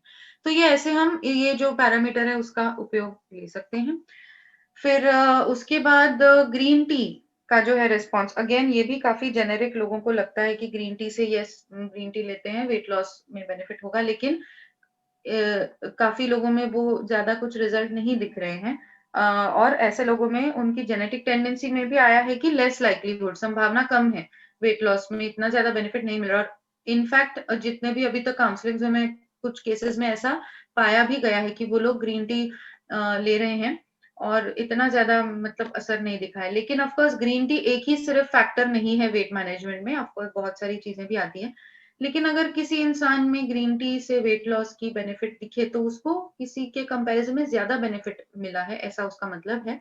और उस इंसान को फिर कैसे ग्रीन टी कब लेनी चाहिए, किस समय में, तो मोस्टली बोलते हैं कि खाने के कुछ टाइम के बाद, 5-10 मिनट के बाद ग्रीन टी ले तो बेनिफिट उससे मिलता है ज्यादा। सो ये बिहेवियर्स या इसका कैटेगरी रहा। फिर सेंसिटिविटीज और इनटॉलरेंसेस, तो इसमें तो जैसे मैं लैक्टोज सेंसिटिविटी के बारे में बात कर रही थी, जो पैरामीटर है, तो लैक्टोज में क्या है कि बॉडी में हमारे लैक्टेज एंजाइम होता है, ठीक है? तो ये जो दूध पचने का जो ये जो लैक्टेज एंजाइम है ना, ये जब हम बच्चे होते हैं, इन्फेंट्स जब हम होते हैं, तब वो एंजाइम सही से बॉडी में होता है, क्योंकि दूध पचना चाहिए, है ना? ऑब्वियसली बच्चा माँ का दूध पीता है तो वो और उस टाइम पे तो दूध ही न्यूट्रिएंट का जरिया होता है, माँ का दूध ही न्यूट्रिएंट का जरिया होता है, तो वो उस टाइम में ही वो एंजाइम बराबर से होता है। लेकिन बाद में जैसे-जैसे बड़े बड़े होते हैं हम, तब वो कुछ लोगों में ये लैक्टेज एंजाइम धीरे-धीरे कम होने लगता है। वो सही मात्रा में वो एंजाइम नहीं रहता है, जिसकी वजह से दूध नहीं पच पाता है ऑब्वियसली, बिकॉज़ अगर लैक्टेज एंजाइम नहीं है तो वो जो लैक्टोज़ बोलते हैं, जो मिल्क और मिल्क प्रोडक्ट्स में पाया जाने वाला एक कंपोनेंट होता है, वो ब्रेक डाउन नहीं होता है, उसका मेटाबॉलिज्म या चयापचय उसका नहीं होता है बॉडी में, और फिर हमें इंडाइजेशन होना या वॉमिटिंग होना, एसिडिटी होना, तो ये इम्यून रिएक्शन ऐसी होती है। तो इसको लैक्टोज सेंसिटिविटी या लैक्टोज इंटॉलरेंस बोलते हैं। तो ये इस वजह से होता है। तो ये लैक्टेज एंजाइम, तो हमारे डीएनए वाइज में हमने देखा है कि वेदर और नॉट आपके डीएनए में ऐसे चेंजेस हैं जिसकी वजह से ये लैक्टेज की कमी होने की संभावना है या नहीं, मतलब लैक्टोज सेंसिटिविटी आपको होने की चांस है या नहीं। तो ये हम इससे बता सकते हैं। और अगर ऐसा है और अगर आप सही में पचा भी नहीं पा रहे हैं मिल्क और मिल्क प्रोडक्ट्स, तो फिर आपको जो हमारी विटामिन्स वगैरह और मिनरल्स जो हमें डेयरी प्रोडक्ट से मिलते हैं, उनके लिए चेकअप कराना बहुत ज़रूरी है, जानने के लिए कि क्या उनका अभाव हुआ है क्या बॉडी में। क्योंकि स्पेशली डेयरी प्रोडक्ट से हमें ज़िंक भी मिलता है, जो हमें अगेन ज़िंक के बारे में तो बहुत चर्चा हो चुकी है आजकल, कितना इम्पोर्टेंट है हम सब जानते ही हैं, तो इसीलिए ये इम्पोर्टेंट है जानना, ठीक है? उसके बाद ब्लड प्रेशर के प्रति कुछ रिस्पॉन्सेस, राइबोफ्लेविन, विटामिन बी2 इसको बोलते हैं। तो B2 विटामिन हमें बॉडी में बीपी कंट्रोल में रखने के लिए ज़रूरी होता है। अम, तो क्या आपका ब्लड प्रेशर राइबोफ्लेविन से या विटामिन B2 से प्रॉपरली कंट्रोल रहेगा या नहीं? क्योंकि काफ़ी बार जब जिसको हाइपरटेंशन होता है, जिस व्यक्ति को, उनको जो मेडिकेशन में काफ़ी बार हो राइबोफ्लेविन उसका एक कंपोनेंट हो सकता है मेडिकेशंस का, या फिर डॉक्टर बोलते हैं मोस्टली ये ग्रीन वेजिटेबल्स बढ़ाओ, बिकॉज़ ग्रीन वेजिटेबल्स में ये बी विटामिन, B2 विटामिन मिल सकता है। लेकिन उसका उस इंसान पे कुछ असर होगा ही नहीं अगर उसका ब्लड प्रेशर का वो रिस्पॉन्स कुछ है ही नहीं राइबोफ्लेविन के प्रति, तो इससे ये पता चलता है।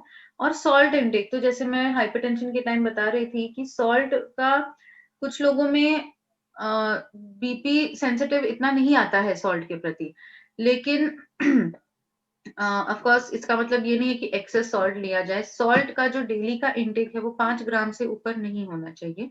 तो ऑफ कोर्स उससे भी अगर ये रखें, कम रखें, और जितना हम जो बोलते हैं एक्सेस सॉल्ट जो होता है वो तो अवॉइड करना ही है। लेकिन कुछ लोगों को थोड़ा-सा एक्सेस अगर खा लिया तो भी इतना कुछ नुकसानदायक नहीं होगा, क्योंकि काफ़ी बार देखा है कि फैमिली में जिनको हाइपरटेंशन है, अगर एक किसी इंसान को, तो उस इंसान के बेसिस पे सब पूरे घर का डाइट बदल जाता है।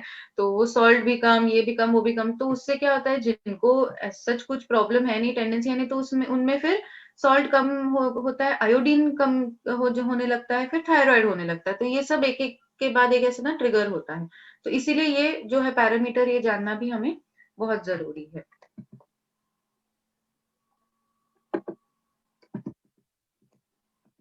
उसके बाद टेस्ट प्रेफरेंसेस, तो इसमें 2 चीज़ें हम कर रहे हैं, बिटर टेस्ट और sweet taste.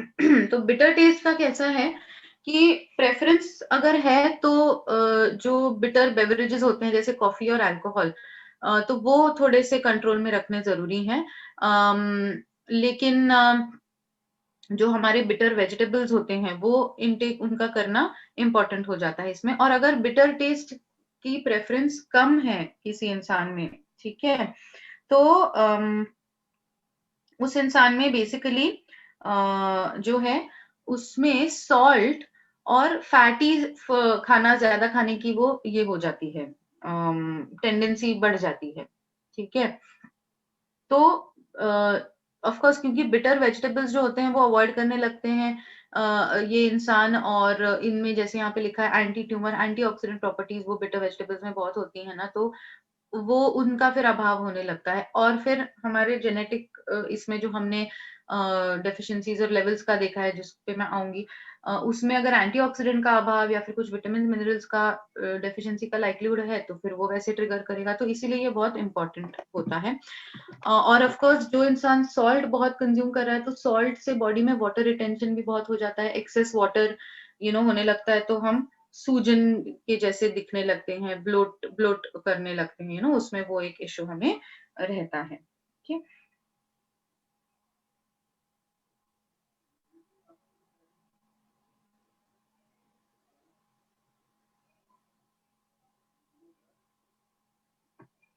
Hello, Sandeep ji, आवाज आ रही है मेरी? हो येते मॅडम, व्यवस्थित येतोय आवाज. Okay, okay.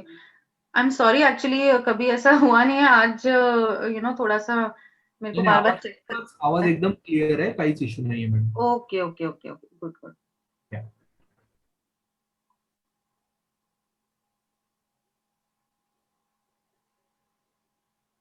So sweet, next is sweet preference. So इसमें ऑफ कोर्स स्वीट एक कार्बोहाइड्रेट का प्रकार है, तो जैसे यहाँ पे लिखा ही है कि बहुत ज्यादा अगर स्वीट घर पे भी बना हो तो भी वो कैलोरीज और रिस्क काफी बीमारियों की बढ़ाता है। तो ये तो हमने देख ही लिया है। और ऑब्वियसली शुगरी फूड्स और इसका ज़्यादा खाने का वो एक संभावना बढ़ जाती है।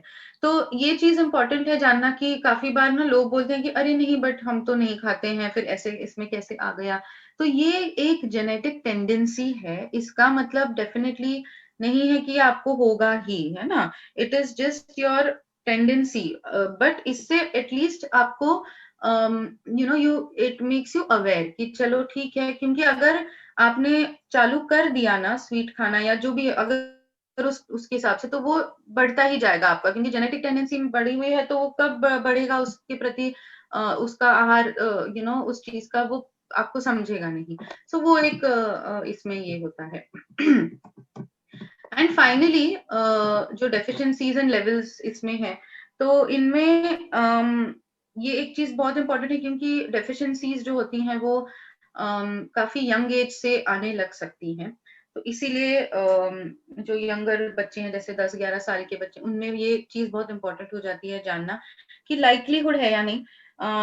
क्योंकि आजकल अगेन वही हो गया है कि लाइफस्टाइल वगैरह काफी बार कभी कभी मुझे काफी ताज्जुब होता है, हंसी भी आती है कभी कभी कि मैं सोचती हूँ कि यार आजकल के पेरेंट्स ना बहुत ज्यादा, I don't know, may be बहुत ज्यादा लीनियंट है या लिबरल है या क्या पता नहीं, क्योंकि काफी बार हमको ना काउंसलिंग में ऐसा आता है कि 7-8 साल के बच्चे होते हैं और हमें सुनने में आता है कि नहीं, लेकिन ना वो काफी जिद्दी ही है और वो फिर पसंद ही नहीं है उसको खाता है। फिर मैं सोचती हूँ 7-8 साल का बच्चा है, इसकी तो हैबिट्स अभी डेवलप हो रहे हैं, स्टार्ट हो रहे हैं।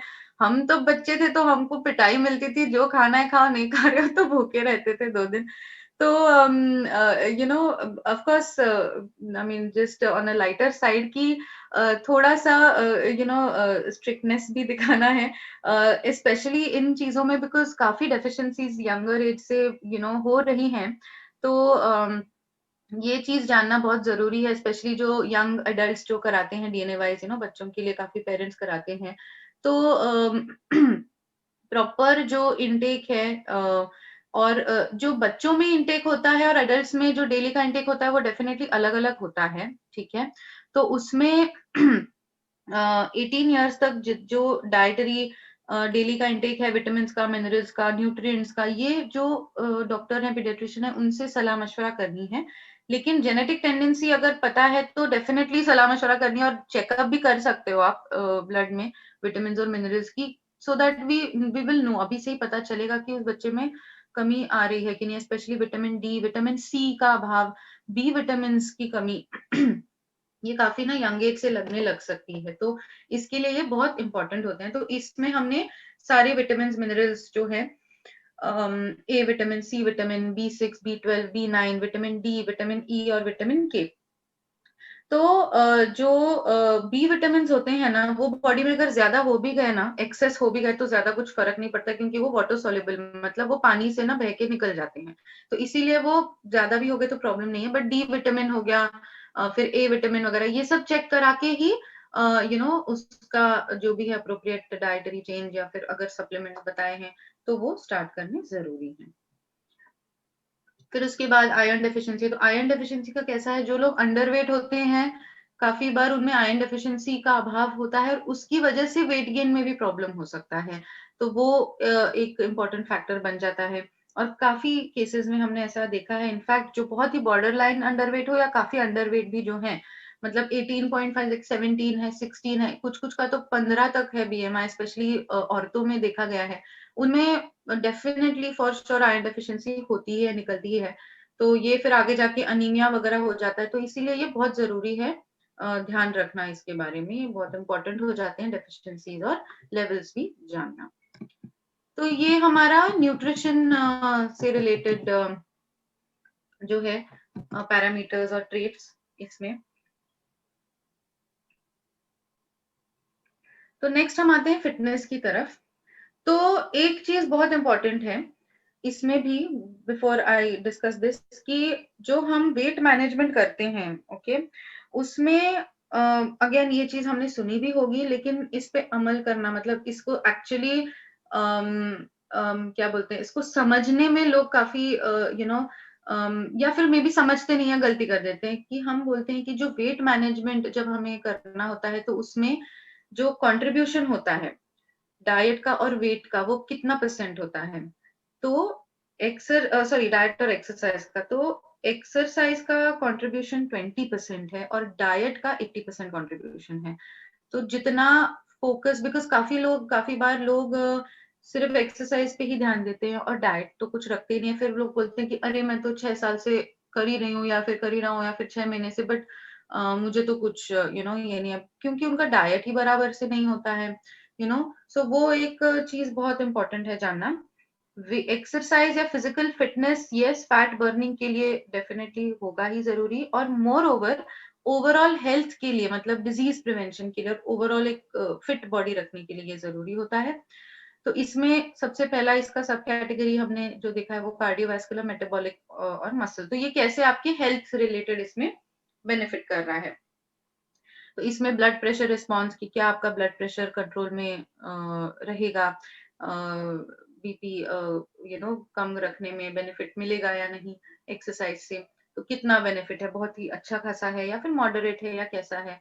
अगर बिल्कुल भी बेनिफिट नहीं है तो फिर हमें देखना है कि अगर आपको जो न्यूट्रिशन सेक्शन में सॉल्ट के प्रति अगर बीपी से इंक्रीज में कुछ आ रहा है तो then you have to focus on more on your diet, ज्यादा फोकस डाइट पे रख के ये करना है। फिर एचडीएल कोलेस्ट्रॉल, तो एचडीएल बढ़ाने का जरिया एक्सरसाइज ही है, मैक्सिमम बेनिफिट उससे मिलता है, लेकिन काफी लोगों को थोड़ा बहुत ही बेनिफिट मिलता है, like less increase in HDL ऐसा आता है। तो उसमें क्या करना है फिर ऐसे लोगों को, तो वो सैचुरेटेड फैट्स जो हमने डिस्कस किए ना, कि अगर भले ही सैचुरेटेड फैट्स से वेट गेन की टेंडेंसी ना हो, लेकिन क्योंकि आपको एक्सरसाइज से एचडीएल में बढ़ोतरी होने में इतना ज्यादा बेनिफिट आपकी जीन्स नहीं दे रही है, तो आपको सैचुरेटेड फैट्स को काफी कट डाउन और काफी रिस्ट्रिक्ट करना होगा। सो ये ऐसा उसका हमें सॉर्ट ऑफ कॉम्बिनेशन बनाना है। फिर इंसुलिन सेंसिटिविटी, तो इंसुलिन का जैसे मैंने डिस्कस किया क्यों इंपॉर्टेंट है ये, तो इसमें इंसुलिन अगेन एक हार्मोन है और एक्सरसाइज जब हम करते हैं तो हार्मोनल बैलेंस हमारा मेंटेन रहता है, तो ये बहुत ही इम्पोर्टेंट हो जाता है। नॉट जस्ट इंसुलिन, बाकी सारे हॉर्मोन्स का बैलेंस हमारे बॉडी में सही से मेंटेन रहता है। फिर हैंड ग्रिप स्ट्रेंथ, तो हाथों की ग्रिप हमारे ओवरऑल मसल हेल्थ का भी प्रतीक है। हाथों की ग्रिप जिसकी बहुत वीक होती है उसकी ऑफकोर्स ओवरऑल, तो ये मेरे ख्याल से ना मैंने बहुत पहले आई डोंट रिमेम्बर, एक मेरे टॉक में भी इसके बारे में बताया था, मेरे ख्याल से आगरा का था या फिर आई डोंट रिमेम्बर एग्जैक्टली कहाँ पे मैंने ये मेंशन किया था कि इसके बारे में सिर्फ हैंड ग्रिप के बारे में 2019-2018 में एक स्टडी हुई थी, और ऐसा पाया गया था कि जिन लोगों में हैंड ग्रिप स्ट्रेंथ, उनकी मतलब हाथों की पकड़ अच्छी है, उन लोगों में उनके हार्ट की मसल की ताकत भी अच्छी है, मतलब फिर उस इंसान में blood pumping capacity, because heart के मसल्स जो हैं वो पंप करने में है ना, वो पंप करते हैं ब्लड, तो उनकी ब्लड पंपिंग कैपेसिटी बहुत अच्छी होती है, क्योंकि ऐसे लोगों के हार्ट मसल्स, लंग मसल्स, अंदर के मतलब ऑर्गन्स की, इन ऑर्गन्स की मसल की हेल्थ भी बहुत अच्छी पाई गई थी। तो इसलिए हैंड ग्रिप स्ट्रेंथ भी हमें बनाए रखना, उसके लिए एक्सरसाइज करे रखना बहुत इंपॉर्टेंट हो जाता है। और वेट लॉस विद एक्सरसाइज, तो अगेन कुछ लोगों को नो वेट चेंज ऐसा आता है कि भाई आप ठीक है करो एक्सरसाइज, बट ज्यादा फोकस इसलिए डाइट पे करो, और कुछ लोगों को डिक्रीज्ड वेट गेन, की वेट नहीं बढ़ेगा ऐसा बेनिफिट, तो ये किसी आम इंसान से ज्यादा बढ़ा हुआ मिलता है, तो फिर उसको ठीक है एक आध बार वो डाइट पे अगर फोकस ना भी रखे तो वो एक्सरसाइज करके वो उसको मिल जाएगा, वो इमीडिएट रिजल्ट दिखेगा, तो ऐसा उसका इंटरप्रिटेशन है, और काफी बार हुआ भी है ऐसा। बट अनफॉर्चुनेटली उस इंसान ने एक ऐसा केस था जिन्होंने 6 महीना अच्छा खासा एक्सरसाइज किया, वेट लॉस अच्छा खासा उनका हो गया था, बट फिर उसके बाद उनको लगा कि अरे हो गया है, फिर एक्सरसाइज बंद कर दिया, डाइट पे ज्यादा फोकस नहीं करते थे वो, एक्सरसाइज फिर बंद कर दिया, वापस वेट रिगेन हो गया। तो ऑफ कोर्स ये रेगुलर कंटिन्यूड होना चाहिए। ये सब चीज क्या है, ये जेनेटिक टेंडेंसी है, जैसे हम कहते हैं कि ये जन्म से आपके साथ है और ये लाइफ लॉन्ग आपके साथ रहने वाली है, तो ये कल अभी के लिए भी आगे के लिए भी है, तो ये कंटिन्यूड इसका ये रहना चाहिए। फिर स्पोर्ट्स प्रोफाइल में हम ये सब पैरामीटर्स जो कर रहे हैं, एरोबिक कैपेसिटी मतलब हमारे बॉडी की ऑक्सीजन इनटेक करने की कैपेसिटी होती है, और ये क्यों इंपॉर्टेंट होती है, क्योंकि as we all know again आजकल के सिनारियों में अगर देखा जाए तो ऑक्सीजन कम हो रहा है, बहुत ही ये है, तो अगेन मैं वापस ये रिएटरेट करना चाहूंगी कि ये सारे पैरामीटर्स हमने जब रिसर्च किया था तो ये काफी एंटिसिपेशन रख के किया था कि ये आगे की जो डेवलपमेंट्स होते हैं मेडिकल में या रिसर्च में, उनके लिए भी ये जरूरी होना बहुत जरूरी है। तो अगर इस इंसान में लो एरोबिक कैपेसिटी की टेंडेंसी है तो उस इंसान को aerobic exercises, cardio endurance exercises पे फोकस रखना जरूरी है, क्योंकि बॉडी में ऑक्सीजन सर्कुलेशन और ऑक्सीजन का प्रॉपरली वो कैपेसिटी नहीं बन पाएगा उस इंसान में, तो इसलिए उसको एंड्योरेंस में फोकस करना पड़ेगा, तो ऐसे इससे हेल्प मिलती है उस इंसान को। फिर पावर बेस्ड एक्सरसाइजेस, तो क्या कुछ लोग पावर में सही से परफॉर्म कर पाएंगे, कितने समय तक ये करना चाहिए, क्योंकि अगर एवरेज पावर है तो उस इंसान को डेली एक्सरसाइज अगर वो कर रहा है मसल की, क्योंकि कुछ लोग घर पे करते हैं, देखिए हर हर इंसान जिम में तो नहीं जाता, और अभी तो जिम सभी बंद है वैसे भी, तो हर इंसान को तो अभी पॉसिबल नहीं हो रहा है। तो अगर डेली वो इंसान मसल एक्सरसाइजेस कर रहा है तो फटीग आ सकता है, मसल फटीग बोलते हैं जिसको, है ना। तो ऐसे इंसान को फिर डेली नहीं, ऑल्टरनेट डे या 2 दिन या 3 दिन हफ्ते में ऐसा करें, तो ऐसे इससे हम बता पाते हैं। और कितने एक्सरसाइजेस, कितने रेपिटेशंस करने चाहिए, कैसे करना चाहिए, तो वो मसल की जो पावर है, क्योंकि हमारे पावर में जैसे मसल बिल्डिंग जो होता है उसके भी कुछ जीन्स होते हैं। तो अगर वो जीन्स में कुछ अभाव है, मतलब कुछ ऐसा सीक्वेंस है कि जिससे मसल बिल्डिंग में आपको टाइम लगने वाला है, तो फिर आपको कोशिश करनी है कि तो किस टाइप के एक्सरसाइजेस बेसिकली कर सकते हैं, और इम्पोर्टेंट है कि क्या खा सकते हो जिससे और अच्छे से वो बिल्ड मसल होने में और एनर्जी उसकी बनी रहने में मदद मिलेगी, ये मिलता है। फिर अकीलीज टेंडनोपैथी काफी ये है कि हमारे एडी से लेके हमारी जो काफ मसल्स होते हैं उनमें वहां तक वो टेंडन होता है, अकीलीज टेंडन बोलते हैं, तो उसमें चोट पहुंचने की संभावना है या नहीं। तो काफी लोग जो बहुत चप्पल पहन के, हील्स पहन के जो बहुत ज्यादा ट्रेवल कर रहे हैं, नॉट जस्ट एक्सरसाइज के दौरान तो है ही इम्पोर्टेंट, बट अदरवाइज भी जो हील्स पहन के या चप्पल पहन के भाग दौड़ी बहुत करते हैं। फिर जो लोग ट्रैकिंग करते हैं वो बहुत ज्यादा रनिंग, अप हिल क्लाइंब करते हैं, डाउन हिल क्लाइंब करते हैं, ऐसा अगर कुछ है तो उन्हें उस इंसान को, और अकीलीज टेंडिनोपैथी की अगर संभावना ज्यादा दिख रही है तो उस इंसान को थोड़ा कंट्रोल में रह के पैरों के लिए एक्सरसाइज करना, स्ट्रेचिंग का ये सब। And likelihood of injury, so injury basically ये है कि बॉडी में कोलेजन प्रोटीन का अभाव अगर है तो हमारे जॉइंट में इंजुरी, मसल्स, टेंडन्स वगैरह इनमें जल्दी प्रॉब्लम हमें एक्सपीरियंस हम कर सकते हैं जब हम फिजिकल एक्टिविटी करते हैं कुछ। तो ऐसे कुछ है क्या, तो फिर उसमें कोलेजन प्रोटीन का अभाव, तो कोलेजन बनने के लिए जो प्रॉपर फूड जरूरी है वो क्या खाना चाहिए, और उसमें डेयरी प्रोडक्ट्स भी आता है। तो अगर आपको लैक्टोज इंटॉलरेंस है तो फिर आप क्या करोगे, तो ये सब है ना, इसमें हम ऐसा कंबाइन करके हम उस इंसान को प्रॉपर गाइडेंस दे पाते हैं कि उसके लिए क्या वो कर सके।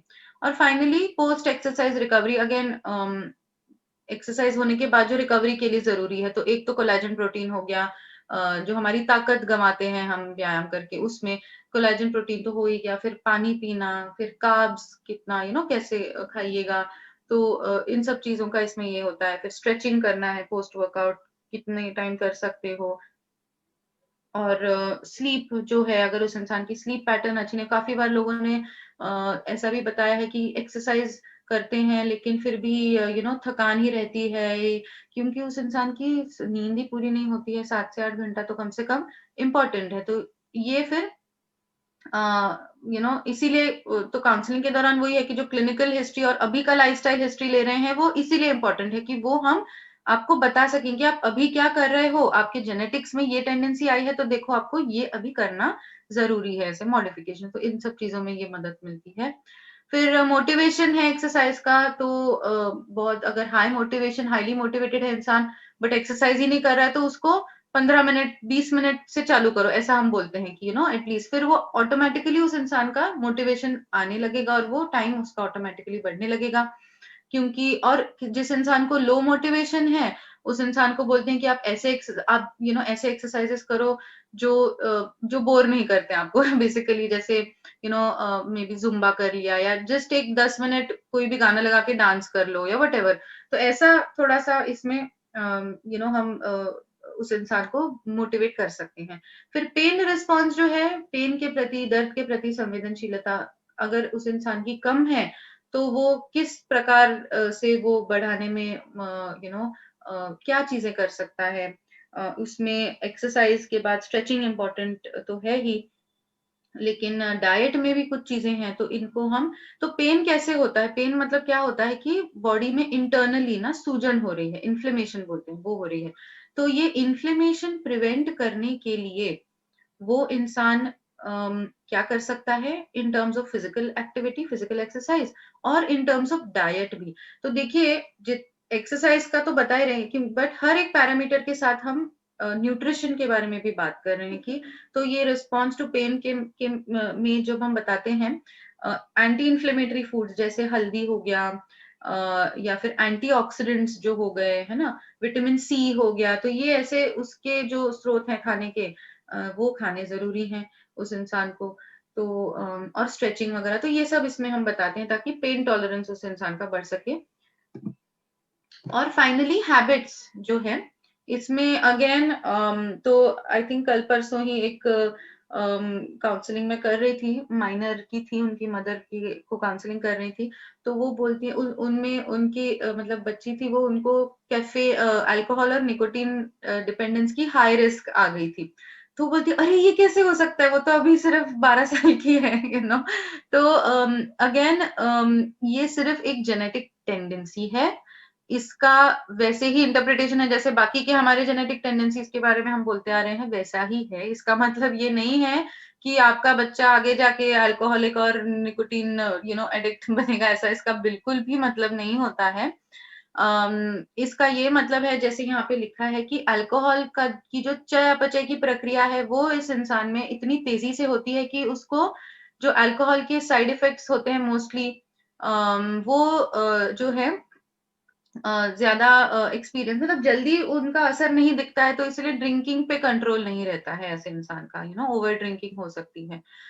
और निकोटीन का भी वैसे ही है कि वो प्लेजर सिग्नल्स जो ब्रेन में है वो बहुत ही टेम्पररी ही सही, लेकिन वो एक्टिवेट होते हैं, तो इसलिए वो बार बार वो प्लेजर सिग्नल्स एक्टिवेट करने के लिए निकोटीन या टोबैको का वो ये हो जाता है, तो इसीलिए वो डिपेंडेंसी या उसके प्रति निर्भरता जो बोलते हैं वो बढ़ सकती है। तो ऐसे हमें जेनेटिक्स में पता चल सकता है क्योंकि वो अगेन कंट्रोल्ड होता है जेनेटिकली, तो इसीलिए आगे जाके कंट्रोल में रखें, अवॉइड जितना कर सकते हैं उतना अवॉइड करें।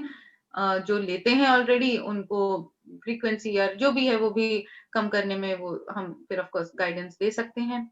और कैफीन का अगेन जो कैफीन के बारे में दो इम्पोर्टेंट इसमें हमने एक बीमारी में डिस्कस किया है एट्रियल फिब्रिलेशन में, तो एक्सेस कैफीन कंजम्पशन अगर किसी का टेंडेंसी है और फिर वो इंसान स्लो मेटाबोलाइजर है कैफीन का, मतलब मेटाबॉलिज्म मतलब चयापचय, तो अगर धीरे हो रही है धीमी हो रही है बॉडी में, तो उस इंसान को कैफीन जमा हो जाएगी बॉडी में, जमा होते रहेगी और ये सब प्रॉब्लम जैसे यहाँ लिखा है इंसोम्निया मतलब नींद नहीं आना, एंग्जाइटी मतलब बहुत ज्यादा एंग्शियस होना मतलब स्ट्रेस्ड रहना, रेस्टलेस रहना, और स्टमक अपसेट पेट वगैरह खराब होना, ये सब इसमें हो जाता है।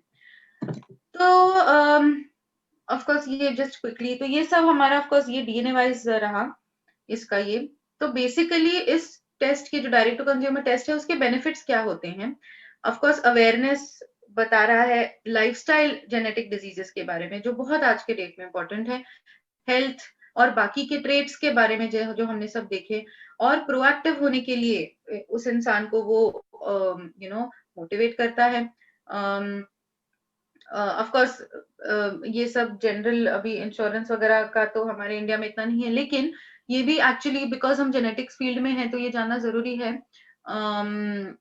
कि जेनेटिक इंफॉर्मेशन प्रिवेंशन एक्ट एक है बाहर के देशों में, जिसमें कि आप कहीं पर भी आपकी जेनेटिक इंफॉर्मेशन, जस्ट एक आपके इंफॉर्मेशन के लिए बता रही हूँ कि इंश्योरेंस कंपनीज आपको इंश्योरेंस आपके जेनेटिक रिपोर्ट या जेनेटिक रिजल्ट के बेसिस पे डिनाई नहीं कर सकती हैं। तो ये डिस्क्रिमिनेशन पहले बहुत होता था कि जेनेटिक डिजीज की कोई रिस्क है तो वो इंश्योरेंस नहीं प्रोवाइड करते थे, इंश्योरेंस का बहुत ज्यादा, तो ऐसा वो नहीं कर सकते। ऑफ कोर्स इंडिया में वो चीज आने में अभी बहुत टाइम है, बट जस्ट एक इन्फॉर्मेशन के तौर पे आपको नॉलेज के तौर पे बताया है।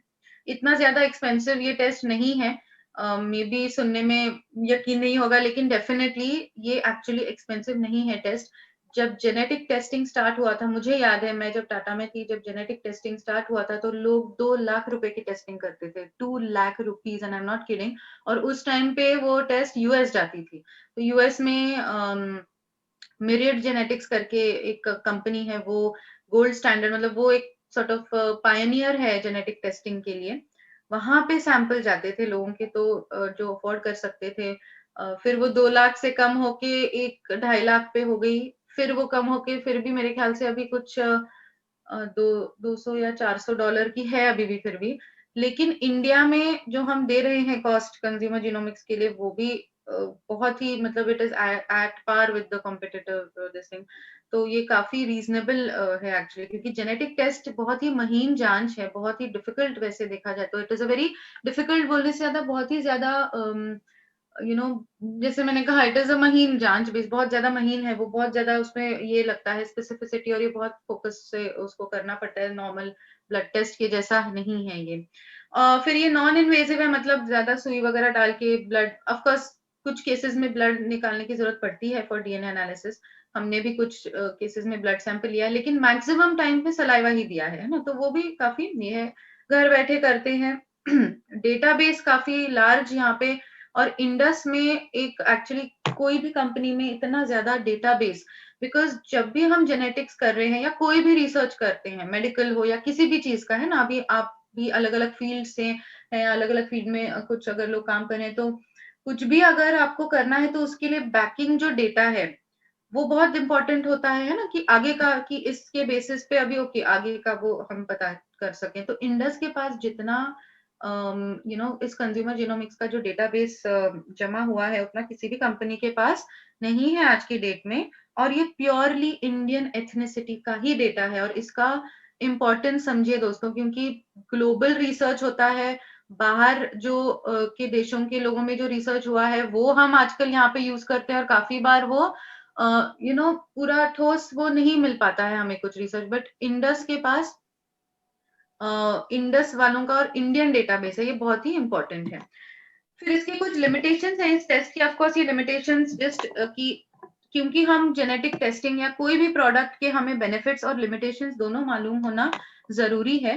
ऑफ कोर्स कुछ जैसे मैंने बताया कि हम जो मैंने पहले जेनेटिक टेस्टिंग की लिस्ट बताई ना, वो हम नहीं कर रहे हैं, तो इसलिए ये ध्यान रखना जरूरी है कि क्या उस इंसान को अभी उसके, अगर वो बोल रहा है कि मुझे कोई ब्रेन का प्रॉब्लम हो रखा है, उसके लिए मुझे डीएनए वाइज करना है, और अगर आपको डाउट है तो प्लीज पूछिएगा कि क्या डीएनए वाइज उसको वो मदद करेगा। बाकी उसके न्यूट्रिशन फिटनेस ट्रेट्स में मदद कर सकता है, लेकिन कुछ कुछ ऐसे कंडीशंस होते हैं ना जिनमें डाइट और एक्सरसाइज वगैरह से रिलेटेड चीजें भी अलग ही होती हैं, उनका मैनेजमेंट ही अलग होता है, तो ऐसे इंसान को डीएनए वाइज में भी नहीं मदद कर सकेगा, तो ये बहुत इंपॉर्टेंट है। फिर उसके बाद of course it is a probability, लेकिन उससे हम लाइफस्टाइल में मॉडिफिकेशंस लाके वो ये कर सकते हैं, उसको हमारे ओवरऑल हेल्थ के लिए डेफिनेटली बेनिफिट लेके आ सकते हैं। और लोगों को जो एंजाइटी होती है कि भाई इतना बड़ा रिपोर्ट है, कैसे समझे क्या है, उसके लिए काउंसलिंग तो है ही। आई एम श्योर यहाँ पे उपस्थित काफी लोगों की काउंसलिंग उन्होंने एक्सपीरियंस भी की हुई होगी, तो पता है उनको कि हम मतलब कितना टाइम हम डिस्कस करते हैं, कैसे होता है, डेडिकेटेड होता है। तो ये सब चीजें भले ही लिमिटेशंस हैं तो भी इसका उपाय है हमारे पास। ठीक है, तो क्विकली आई थिंक हमारा समय भी काफी हो गया है, तो क्विकली आपको जो है मैं एक केस स्टडी बताती हूँ कि कैसे ये डीएनए वाइज में मदद हुई है अभी, और ये काफी रिसेंट की केस ही है। तो ये 49 ईयर ओल्ड थी लेडी, जिनको हाइपर एसिडिटी की ही हिस्ट्री थी कुछ 25 साल से, वैसे और कुछ ज्यादा था नहीं। ओके, और लेकिन बीएमआई जो है, आई एम सॉरी यार स्पेलिंग मिस्टेक हो गया, बीएमआई जो है वो ओबेसिटी मतलब मोटापा उनको था, स्थूलता जो बोलते हैं। एंड इसके अलावा फैमिली हिस्ट्री में देखिए, फैमिली हिस्ट्री काफी एक्सटेंसिव थी, सिग्निफिकेंट थी। इसमें तो सबसे पहले मदर को एंडोमेट्रियल कैंसर हुआ था, मतलब गर्भाशय का। फिर जो इनकी आंट मतलब मौसी, उनको ब्रेस्ट कैंसर 60s में। फिर यहाँ नीचे देखिए उनकी नानी, ठीक है, उनको पेट का कैंसर, और ये भी पता नहीं, डेफिनेटिव नहीं है, उनको हुआ था, वो उनसे गुजर गई। फिर उसके बाद उनके मामा जी, उनको भी हुआ था हेपेटिक सेल मतलब लिवर का कैंसर। फिर उसके बाद उनके भाई में हाइपरटेंशन, और ये जो है पल्मोनरी एम्बोलिज्म मतलब डीवीटी सुना होगा आप, deep vein thrombosis, blood clot हो जाता है और ये क्लॉट लंग्स में चला जाता है, तो लंग्स में वो क्लॉट हो जाता है, उसको पल्मोनरी एम्बोलिज्म बोलते हैं, और हाइपरटेंशन। फिर फादर में हाइपरटेंशन और मायोकार्डियल इन्फार्क्शन। और यहाँ एजेस देखिए दोस्तों, काफी देखा जाए तो यंगर एजेस ही हैं, और अगर एजेस यंग हैं भी नहीं तो भी इतने सारे लोगों को फर्स्ट और सेकंड डिग्री रिलेशंस में इनको फैमिली में इनकी सिग्निफिकेंट हिस्ट्री, उनकी खुद की ज्यादा कुछ नहीं है लेकिन फैमिली की डेफिनेटली है सिग्निफिकेंट हिस्ट्री। इसीलिए काफी बार लोगों को थोड़ा शायद इरिटेशन हो जाता है कि क्या है, मेरे फैमिली के बारे में क्यों पूछ रहे हैं, मेरा बताओ ना।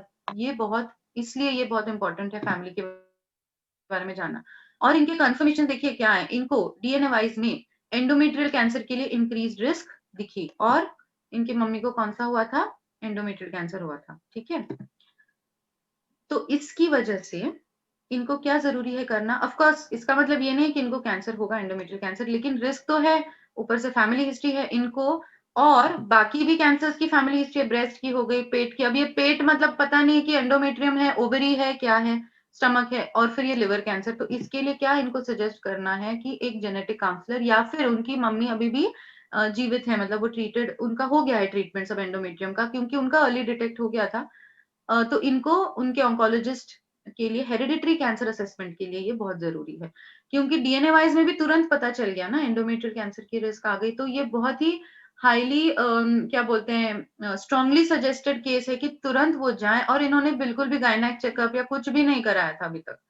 तो इसमें ये बहुत इंपॉर्टेंट इनका हो जाता है कि ये तुरंत जाए, हेरिडिटरी कैंसर के लिए असेसमेंट कराए। तो एक डीएनए वाइज एक टाइप के जेनेटिक टेस्ट की वजह से उनको, और इसमें असेसमेंट और काउंसलिंग की वजह से उनको दूसरा कौन सा टाइप का जेनेटिक टेस्टिंग कर सकती हैं, उसके लिए देखो इनमें इनको एक सॉर्ट ऑफ गाइडेंस मिला, आइडिया मिली। और I was really highly surprised कि उनकी मदर की ट्रीटिंग ऑन्कोलॉजिस्ट ने या फिर किसी भी डॉक्टर ने उनको बताया ही नहीं कि आप जाएं कैंसर के स्क्रीनिंग के लिए, बिकॉज ये किसी को, मतलब आई थिंक आप भी समझ सकते हैं कि देखो, एक, फिर दो, फिर तीन, चार लोग हैं फैमिली में, और क्लोज रिलेशन में।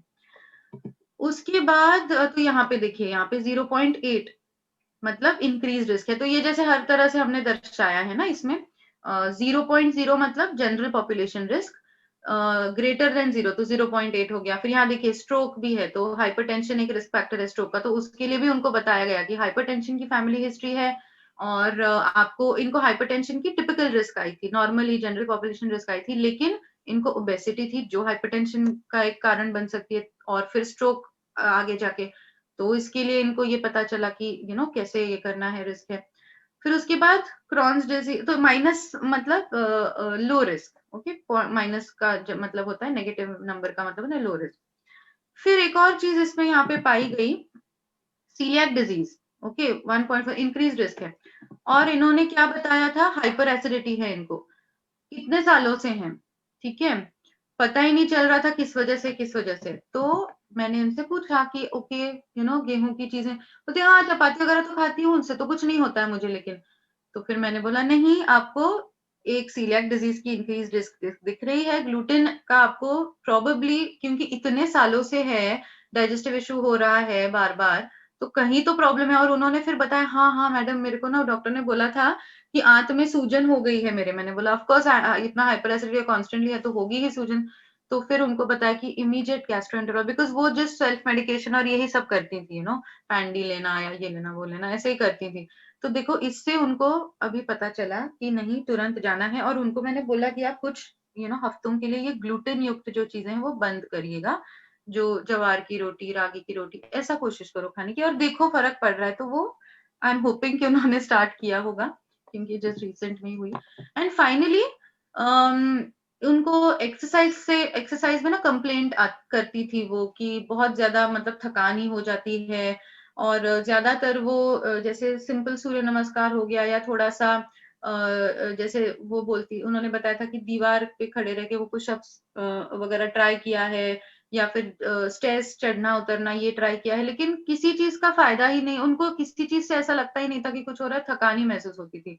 तो उनको क्या आया था, एक तो हाई लाइक्लीहुड ऑफ इंजरी आई थी, उसके बाद उनकी लो एरोबिक कैपेसिटी आई थी, मतलब स्टेमिना ही नहीं है, उनको बढ़ नहीं पा रहा है, बिकॉज वो ज्यादातर सिर्फ मतलब वो फोकस नहीं कर रही थी कार्डियो एंड्योरेंस एक्सरसाइजेस में, और उनको एवरेज पावर बेस्ड एक्सरसाइज में था। तो रोज रोज वो करने की कोशिश करती थी, तो ऑब्वियसली फटीक आने ही वाला है। तो ऐसे में उनको फिर बताया गया कि you must cut down on the frequency exercise की। हालांकि एक्सरसाइज से डिक्रीज वेट गेन है वो सब है, लेकिन थोड़ा सा आराम से करो, कंट्रोल में करो। फिर उसके बाद ओबेसिटी भी है, वेट भी है, तो उनका बीएमआई 30 था ऑलमोस्ट, तो ये काफी हाई वेट की वजह से भी ना प्रेशर बिल्डअप हो जाता है बोन्स पे, जॉइंट्स पे और, तो वो डेफिनेटली अफेक्ट तो करेगा ही। तो ये इस इंसान का, हाँ, तो इस तरह से इनको डीएनए वाइज ने मदद करी, और मॉडिफिकेशंस ऑफ कोर्स उनको काफी चीजें समझ भी आई, और एक्सेप्ट भी किया उन्होंने कि हाँ तो ये कोरिलेशन लगा उनके केस में, और ऐसा उन्होंने आई होप चेंजेस स्टार्ट किए होंगे। सो थैंक यू, ये था मेरा प्रेजेंटेशन।